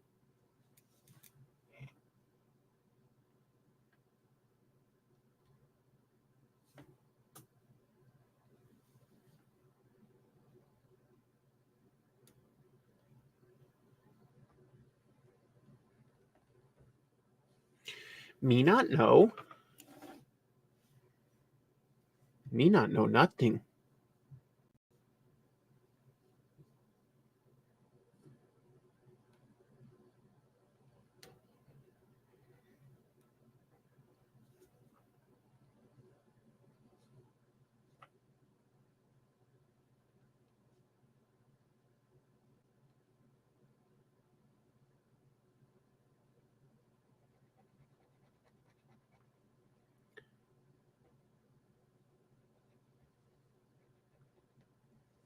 Oh, did anybody go to like say a Halloween party or anything? Like dress up as anything? It's almost Halloween, so maybe over the weekend you did something like that. Let's see. New Goon Mini. Most recent Corbin Den volume. Very cool. Good stuff. Original Thunderbolts. Yeah, very, very solid. Very good. I've been reading through Classic Avengers. Got to 250 now. Very cool. Saga is fantastic. Rereading Hulk 314, 345. Byrne to Milgrom to McFarlane. Good era. Don the Don has quite a few mentions of weenies and banana organs. Yes, it does. Yes, it does. Dressed up as a doughy comic nerd, but not as a costume. Okay. I definitely don't remember that, but I believe you. It's my 3rd year being Spider-Punk. Very fun. I went to a relatively small party with my coworkers last night and just put on a Jason Voorhees shirt and mask, but we all dressed up and that was fun. I had a good time. I had a really good time. I like my coworkers a lot. They're really nice people.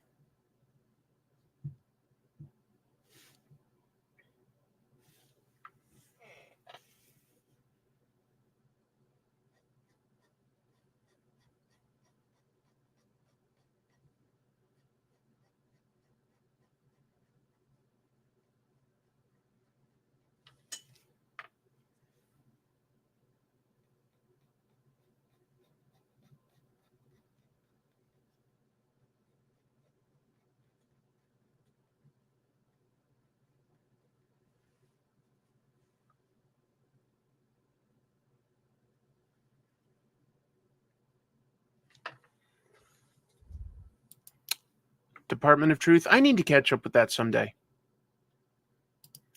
Memphis Comic Expo was this weekend. Had a table next to James O'Barr. I got better at not being starstruck when I meet these. That's awesome, man. That's very, very cool. Happy for you.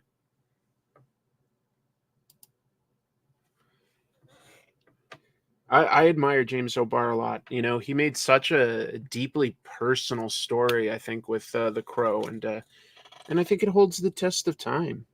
A lot to like about it, a lot to admire about The Crow.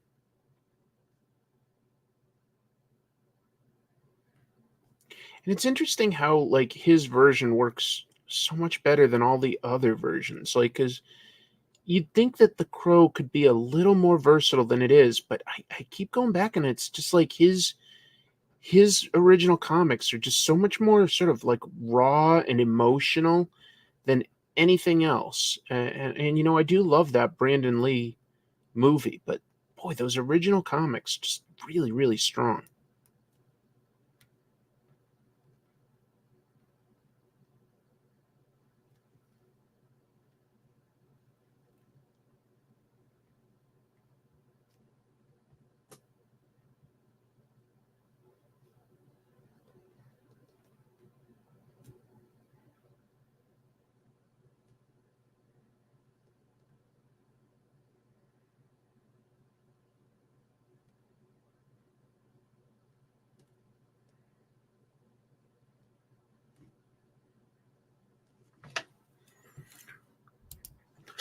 Ooh, baby, hey, baby, ooh, baby, hey, baby.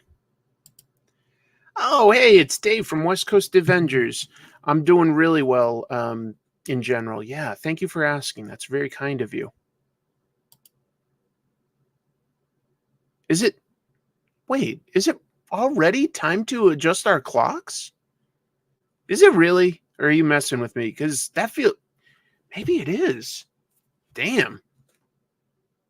Huh. Night of the Slashers. I didn't hear about that, but that sounds like something that would be up my alley.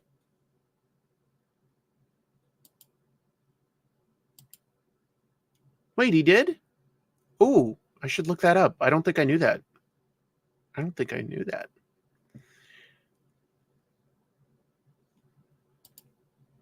Yeah, in England, right? Like, this is the time of year when England adjusts its clocks, but is it the time? Oh my goodness. You're right. It will be November this weekend. Oh, that's crazy to think about how fast that snuck up on me. Okay, cool. Netherlands does it too? Okay. I forget. Thanks for the reminder, guys. We're lucky that these days our phones kind of automatically take care of stuff like that, because otherwise, boy, would it be easy for me to forget. It's funny. I grew up going to like church with my family, and the when it was like the weekend where the times changed, a bunch of people always like forgot to show up on time. I'm older, you know, we didn't have our phones do it right away there. If you guys don't know, yeah, Dave had Jim on his show recently. Dave has a really interesting channel where he does, oh my God, like these claim sales and the stuff he pulls. There's going to be like, you know, a bunch of like keys, both major and minor. He's going to have obscure indie stuff. It's like, I've only recently discovered all the stuff that you do on your show, Dave. And my God, the stuff you get, it's incredible.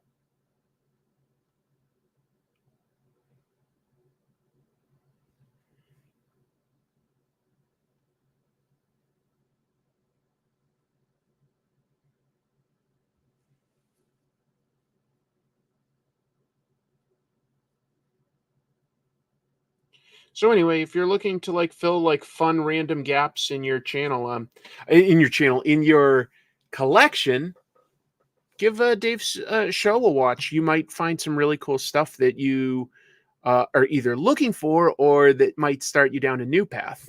It's pretty fun. Got one this Wednesday. Got it. Yeah, the stuff was good.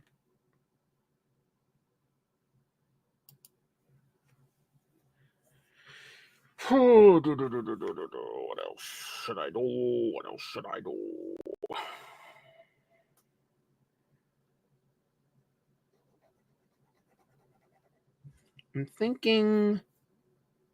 I'm trying to think of exactly what I want to do with a design here because I'm sort of making it up. I know what I'm going to do. I'm going to go up like this and go over here. And I'm just going to fill all of that in black. And then I'm going to put some stitching in. Because Jim says that this has to have lots and lots of stitching. That it's important. You might have been messing with me, but I can't take that chance. I got to get it right. I don't need Jim mad at me. You guys haven't seen him when he's angry. It's terrifying. It's like that old Dutch phrase. A mafood happy at night, artist's delight.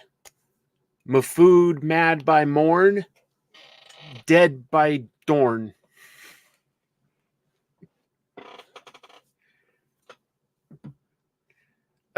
Gain. Fall back, spring forward. So let's see. This is fall, so we fall back. That means it would be an hour. So we lose an hour of sleep, but the day, like we get a little bit more sunlight. Oh yeah, that's a real phrase. Just to be clear, that's a real phrase. Yeah, I think it goes even further back to ancient Sumeria. The Mafoods.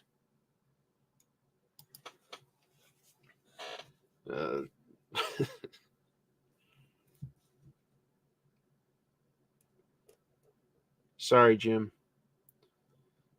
Someday, like one of your parents is gonna like watch this show and I don't like how that Chris talks about our family name.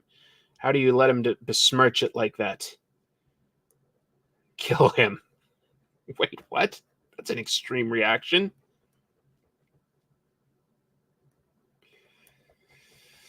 Once again, I'm running from the Mafoods.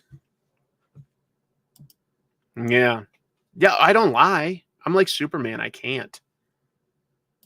First time I interviewed Jim, he got so angry at me and ripped up all of my Turok number ones. All 3 of them? My God.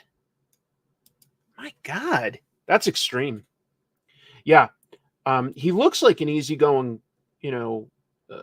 guy. But that was back in the day when he just did pot. Now he does meth and cocaine. and he gets real angry real fast. It escalates really quickly. There have been so many people at conventions that are like leaving with broken arms because, you know, like they asked if they could Venmo him money for the print, and he said cash only. These are all true stories. These are all true stories. All right, sorry. I am joking, just to be clear. I'm probably going a little too extreme with this stuff. I'm sorry, Jim. I only say this because I love and trust Jim not to actually beat the hell out of me for saying these things. Venmo, cash only. I know. Oh no, darn it. Now I'm in the news. You'll find it's a very small universe when the Doctor is angry with you. Is that something the Seventh Doctor said? That's what I was trying to do there. I don't know. You'll find it's a very small universe when the Doctor is angry with you. Let me know which Doctor said that. I feel like it was the Seventh, but I could be wrong. That's just a guess. Don't quote me. Don't hold me to that. If you do, I'll be cross with you. The 12th Doctor. Is that Jodie? No, 12th.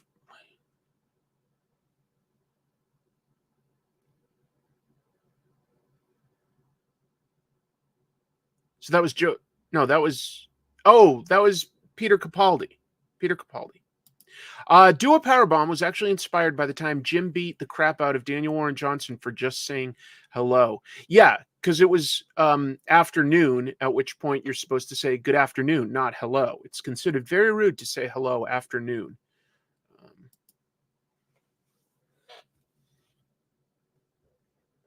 But, you know, props to people for being creative. Like, you know, when they get power bombed and they're like, I didn't expect to be power bombed. I'm going to make a story about it. I admire that. That's a true artist right there. That's what that is.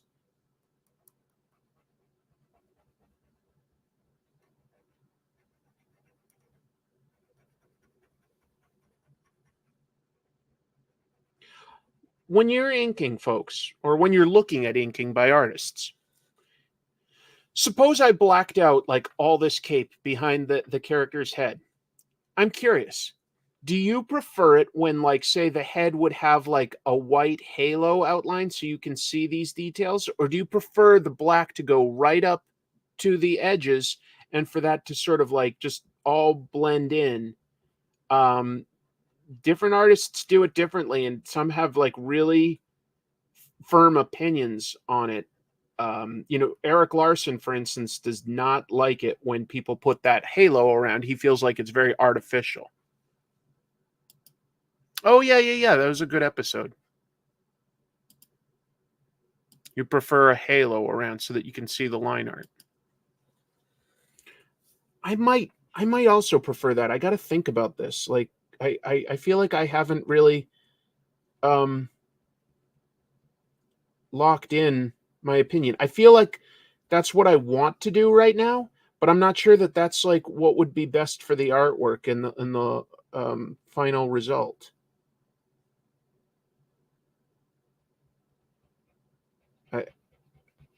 It's hard to be brave when you're throwing down lots of blacks. It's really hard to be brave about it. They say when in doubt, black it out, but I'm not sure if I can. It would look weird if it was solid black. I'm also a big fan of the halo.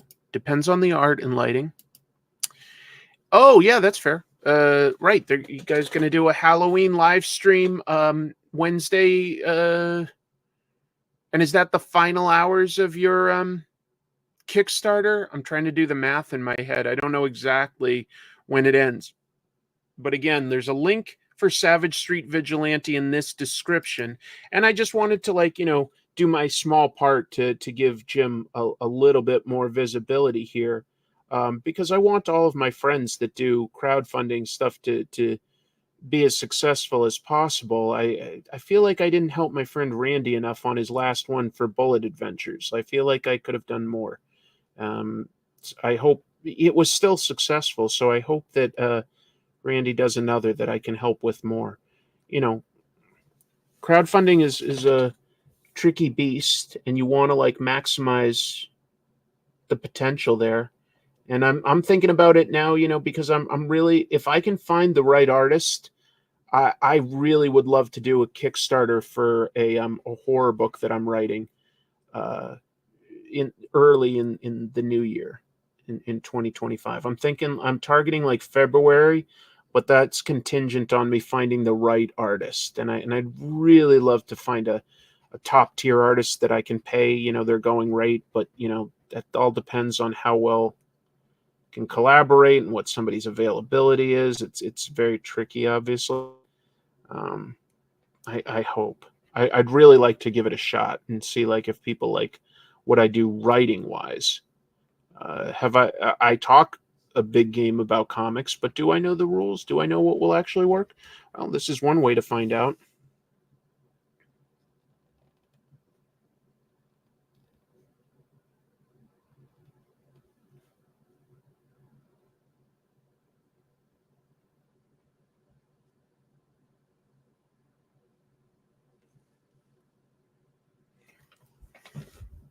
Heading to bed. Totally understand. It's late. I hope so.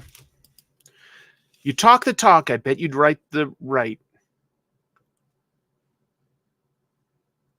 Let's go with that, Dave. I'm gonna go for it. I just need to find the right artist. I've been faking it all. All I do is I don't know. I can't believe you guys didn't figure this out. For every episode of Comic Tropes, all I've done is read the entire Wikipedia article. That's all I've done. I'd like to take a shot at it just because, you know, it's fun. I love storytelling. I love talking about storytelling, but I'd love to sort of do something myself. So we'll see.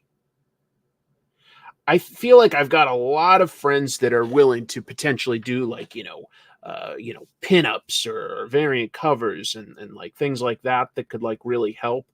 But the most important thing is getting the actual full comic packaged and together for something like that. So we'll see what happens. All right, so I'm gonna go ahead and I can always bring the Halo line in if I decide that Halo is not the way to go. But I'm gonna black out like all this cape stuff, all this cape shit, and we'll see if that helps emphasize, like I'm thinking, the character's face and head. That was what was in my head. Is like, you know, that his cape is just this black blob framing the character. But we'll see if it works.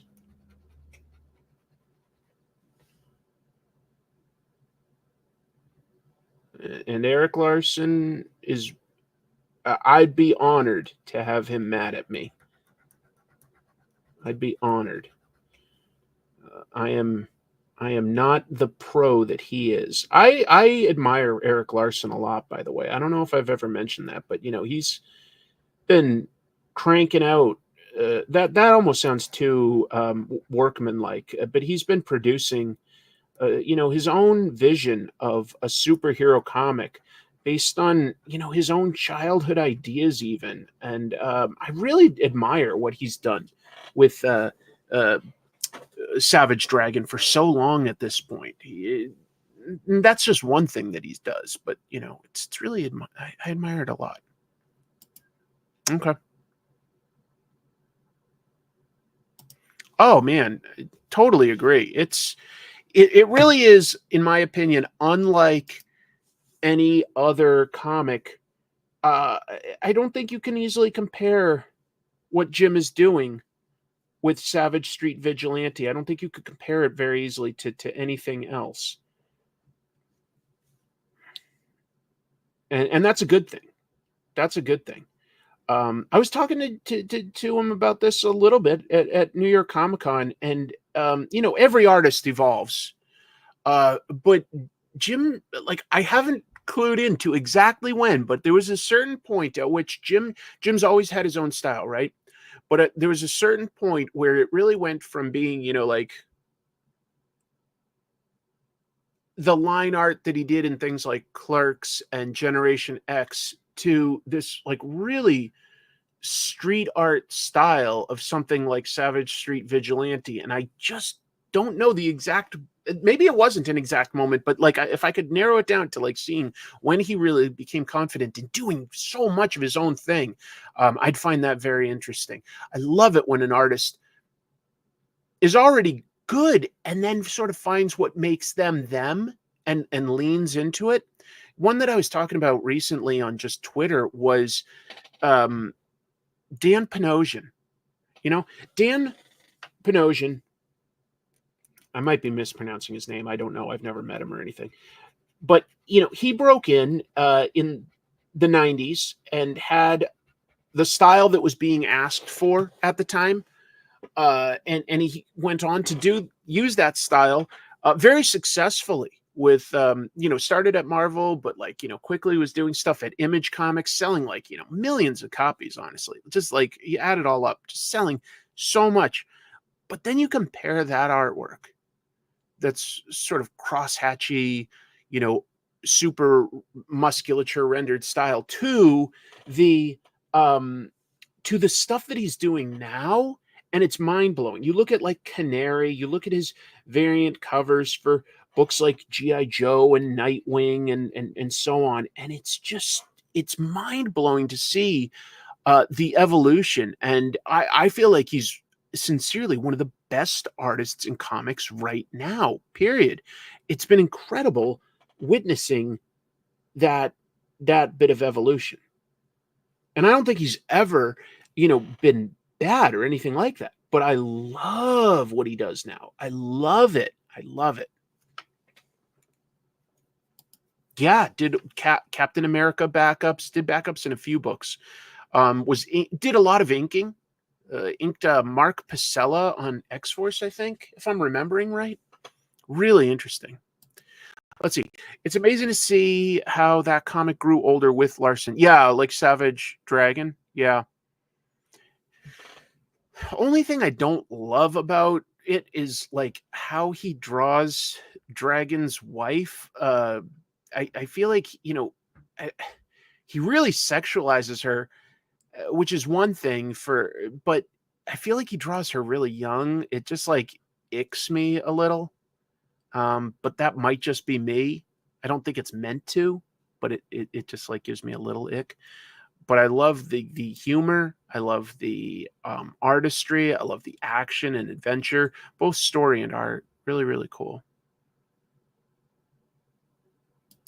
Oh yeah. Oh yeah. Savage Dragon's gone through multiple iterations, but keeps going. And it passes in real time. It's really cool. Panosian is amazing and a great dude. I got to spend a lot of time drawing with him and the boys at Drink and Draw in LA years ago. Of course, yeah, you would have gotten what a privilege. And for them too, though, because you're incredible, Jim. Yeah, just really cool.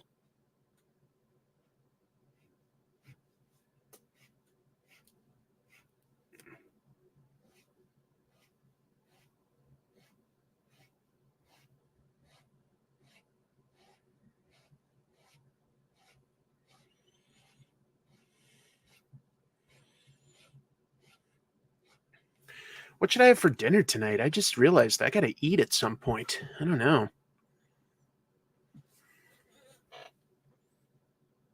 Got to eat at some point. You savages, forcing me to draw for your edification and entertainment. My God. What about me? How do I stay alive?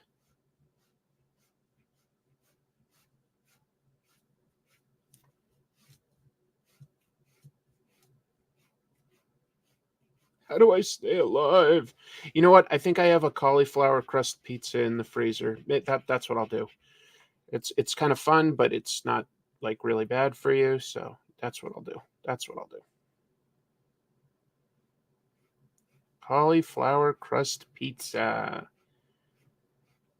Snack time, anytime. What was that? Snack time, anytime. I don't even. What am I? I'm quoting stuff without even knowing what it's from. Oh my God, I'm a quote machine. Oh, have you guys been picking any of these up? DC has been giving out these Justice League membership cards. Most stores will give them to you, like, you know, if you buy a few DC comics that week. I got a Batman, Superman, Wonder Woman, and then this is make my own. So I could just, you know, draw myself here, write my own name in, and I guess that legally makes me a Justice League member. But it's a fun little thing. Next week at comic shops, or this week, I should say, is going to be Dark Side. And that one looks like it's pretty cool. That one looks kind of cool. I just didn't know if anybody else has been picking up these little cards each week. They're cool. 76 degrees in Massachusetts for Halloween. Those damn enchiladas. Ooh, baby. Hey, baby. Some savage street food would be those enchiladas that make me rush to the bathroom. Oh, I'm sorry to hear that. I don't know what they're doing for like distribution on them. They're a little fun. They're not like necessary on any level. They're fun.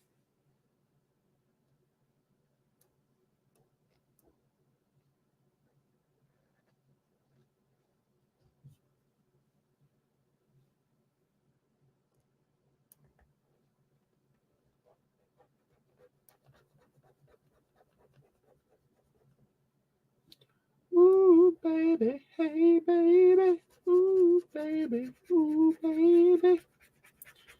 If you guys don't know what I'm talking about, you need to watch the Trash Movie Bonanza where Jim and I talk about Friday the 13th movies. That is a classic moment from the 5th movie where a girlfriend and boyfriend just sing to each other, one in the bathroom, one just waiting outside for him to finish literally shitting his brains out. Not literally shitting his brains out. That's something that could happen in those movies. He's just shitting up a storm. And yeah, they sing to each other, and I don't think that they had the rights to any real songs, so the actors just improvise a song going, "Ooh, baby, hey, baby," while they have to pretend that it's normal to sing to each other while one of them goes to the bathroom. I say that as somebody who has never sung to my wife while either I or she are in the bathroom. I kind of just let that be its own thing. Hello. Friday the 13th, exactly right. Telekinetic Girl in part 7 is not bad. First, Kane Hodder as Jason. Best Jason makeup by far in any of the series. Some good kills. A really sleazy sort of villain outside of Jason with like this doctor who's played by the guy from Weekend at Bernie's. Anyway, a lot to like. Would you consider doing a comic versus movie for The Empty Man? I don't know what that one is. So first I'd have to know what that is. Oh yeah, they go, "Ooh, baby, hey, baby." And then all of a sudden Jason just comes up and goes. And you're like, why is he singing along? Kane Hodder will be at Rhode Island Comic-Con this weekend. I've met him before. He's an interesting guy. Really cool. I'm gonna have a chance to meet the actor at the Memphis Monster Con. You talking about the actor who plays Demon that sings? Oh, what's his name? He was in Joanna Man and Revenge of the Living Dead. What's that actor's name? It's not coming to me.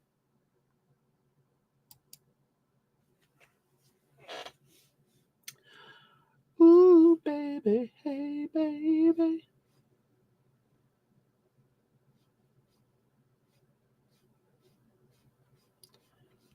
Ooh, baby, hey, baby. Now I kind of like this song. I'm going to have to keep singing it.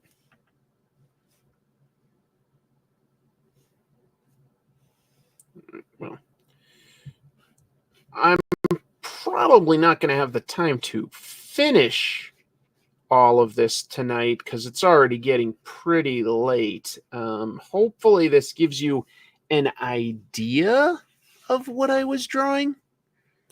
Let me do a little bit more on some of the outlines of the character. Return of the Living Dead. Right.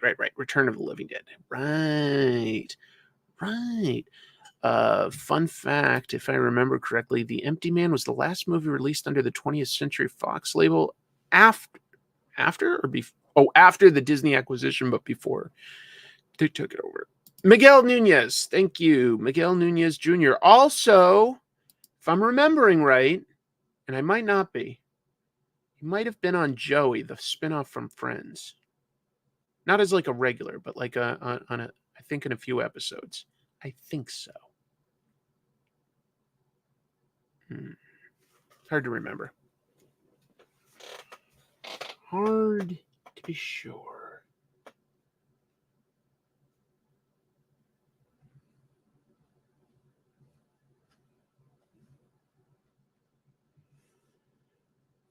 Ooh, baby, hey, baby.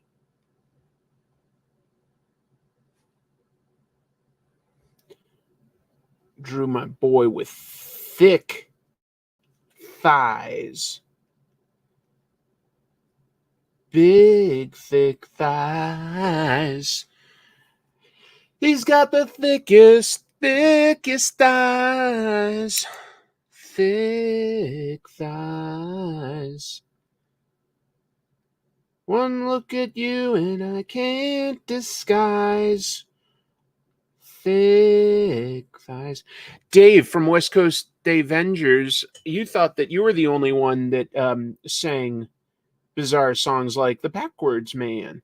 But no, I can also sing annoying, bad songs. I'm great at it.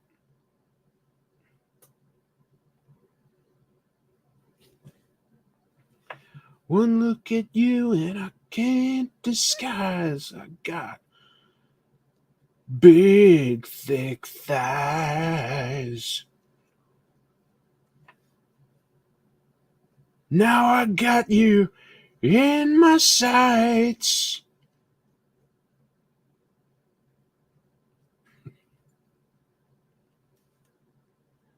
Dave sings a song I like called The Backwards Man. Don't sing that one. Do you think Zeb Wells will do better on his creator-owned comic after his Spider-Man? I'm not going to say Infamous. It's sold very well. Yeah, Zeb Wells is a good writer. I wasn't loving what he was doing with Spider-Man either, but I've liked other stuff that he's written. I think he's really talented. I think as a creator-owned book, he'd do very well. Yeah, I'm going to end it soon too, but I get it. Oh, thank you for watching the Jeph Darrow interview. I appreciate that. Any other goats you have booked? Do I have any others booked? Yeah. I've got Jeff Johns and Brian Hitch booked. Need to talk to I've got contact info for Mark Wade and Greg Capullo, and in talks with Peach Momoko. So a few. Yeah, more than a few. So and they don't do great interviews, but I love doing them. I'll always do them here and there. So yes, there are more interviews coming. And more episodes of comic tropes in general. I'll have a Halloween themed one up. Yeah. Glad you guys like these names. Yeah, I think that they're all interesting people that I think I could have good discussions with. And the only reason I'm wishy-washy, but whatever. I'm talking towards the end of a live stream, so I'm just talking off the cuff a little bit. But like organizing these things just takes time. Sometimes it takes a lot of time, but yeah. I probably could talk to somebody like that for comics for a very long time. Yeah. Obviously, like Spider-Man is selling pretty darn well. So like most people must not hate the Zeb Wells run. Some people complain about it, but it's doing well. I definitely don't have time to like both watch and read that and do an episode before 2 or 3 days. But yeah, noted for the future. Noted for the future. Thank you. Yeah, I guess I don't have too much more time to spend on this. So what I'll just say is my goal was really just to like help bring a little more attention in the last few hours to Jim's really cool creator-owned project, Savage Street Vigilante. I think it looks great. I recommend it. And I hope that you'll give some strong consideration to checking it out. What else should I mention? There will be an episode of our show, Trash Movie Bonanza, on this channel for Halloween. I'm very excited to get that to you guys. It is going to be a little bit special. We've got a really good themed episode. We've got a special guest. Editor Jamie is putting in a lot of hard work to make this an extra special, extra good one. I'm proud of it. I think it'll be great. I think it's funny and interesting and educational and fun for the season. And yeah, just cranking away at the drawing board. Yes, please back Savage Street Vigilante. I can't wait to have it in my sweaty, stinky hands. Jeez, Dave, that seems a little extreme to talk about, but hey, whatever, your words. I like how you left some white for the folds. Yeah, it's starting to come out well. You can get like the idea of what I'm going for right here. I'm just going to back out to more of like a view like that. Wait, no, I'm just zoomed in. So anyway, whatever. Having fun. Hey guys, this has been a long one. Oh my, this has been a really long one. I usually go more like 2 hours, and this is almost 4. We did have the break in the middle, but it's time for me to get some food. And anyway, yeah, I'll put some chapter breaks into the description of this video first. So if people watch this later, you can jump to the part that interests you the most. I don't know if I could do a 13-hour stream. The 7-hour one, like, really messed up my back, but that's okay. It was worth it. Thank you. Appreciate it, folks. Tell you what, guys, the least I could do is give you a double salute. The least I could do. I don't have a mirror, so I can't quite do the... I can't give you the quadruple salute. But if you watched my super tiny live stream in New York, you can catch a quadruple live stream. Happy to help. I hope it does help. And thank you all. You guys are wonderful. A devil's salute. Yes. The devil's salute apparently would be this, according to Hack-O-Lantern, the latest Trash Movie Bonanza. Hack-O-Lantern. You'd think it would be these devil horns, but we make a point of talking about it. This is the symbol that they make. The devil's salute. What? Grandpa can't have a little fun? on Halloween. I will never get tired of doing that voice. Get used to that because you're going to be hearing a lot more of that in the days and years to come. All right, take care, everybody. Keep reading comics. See you real soon. Bye.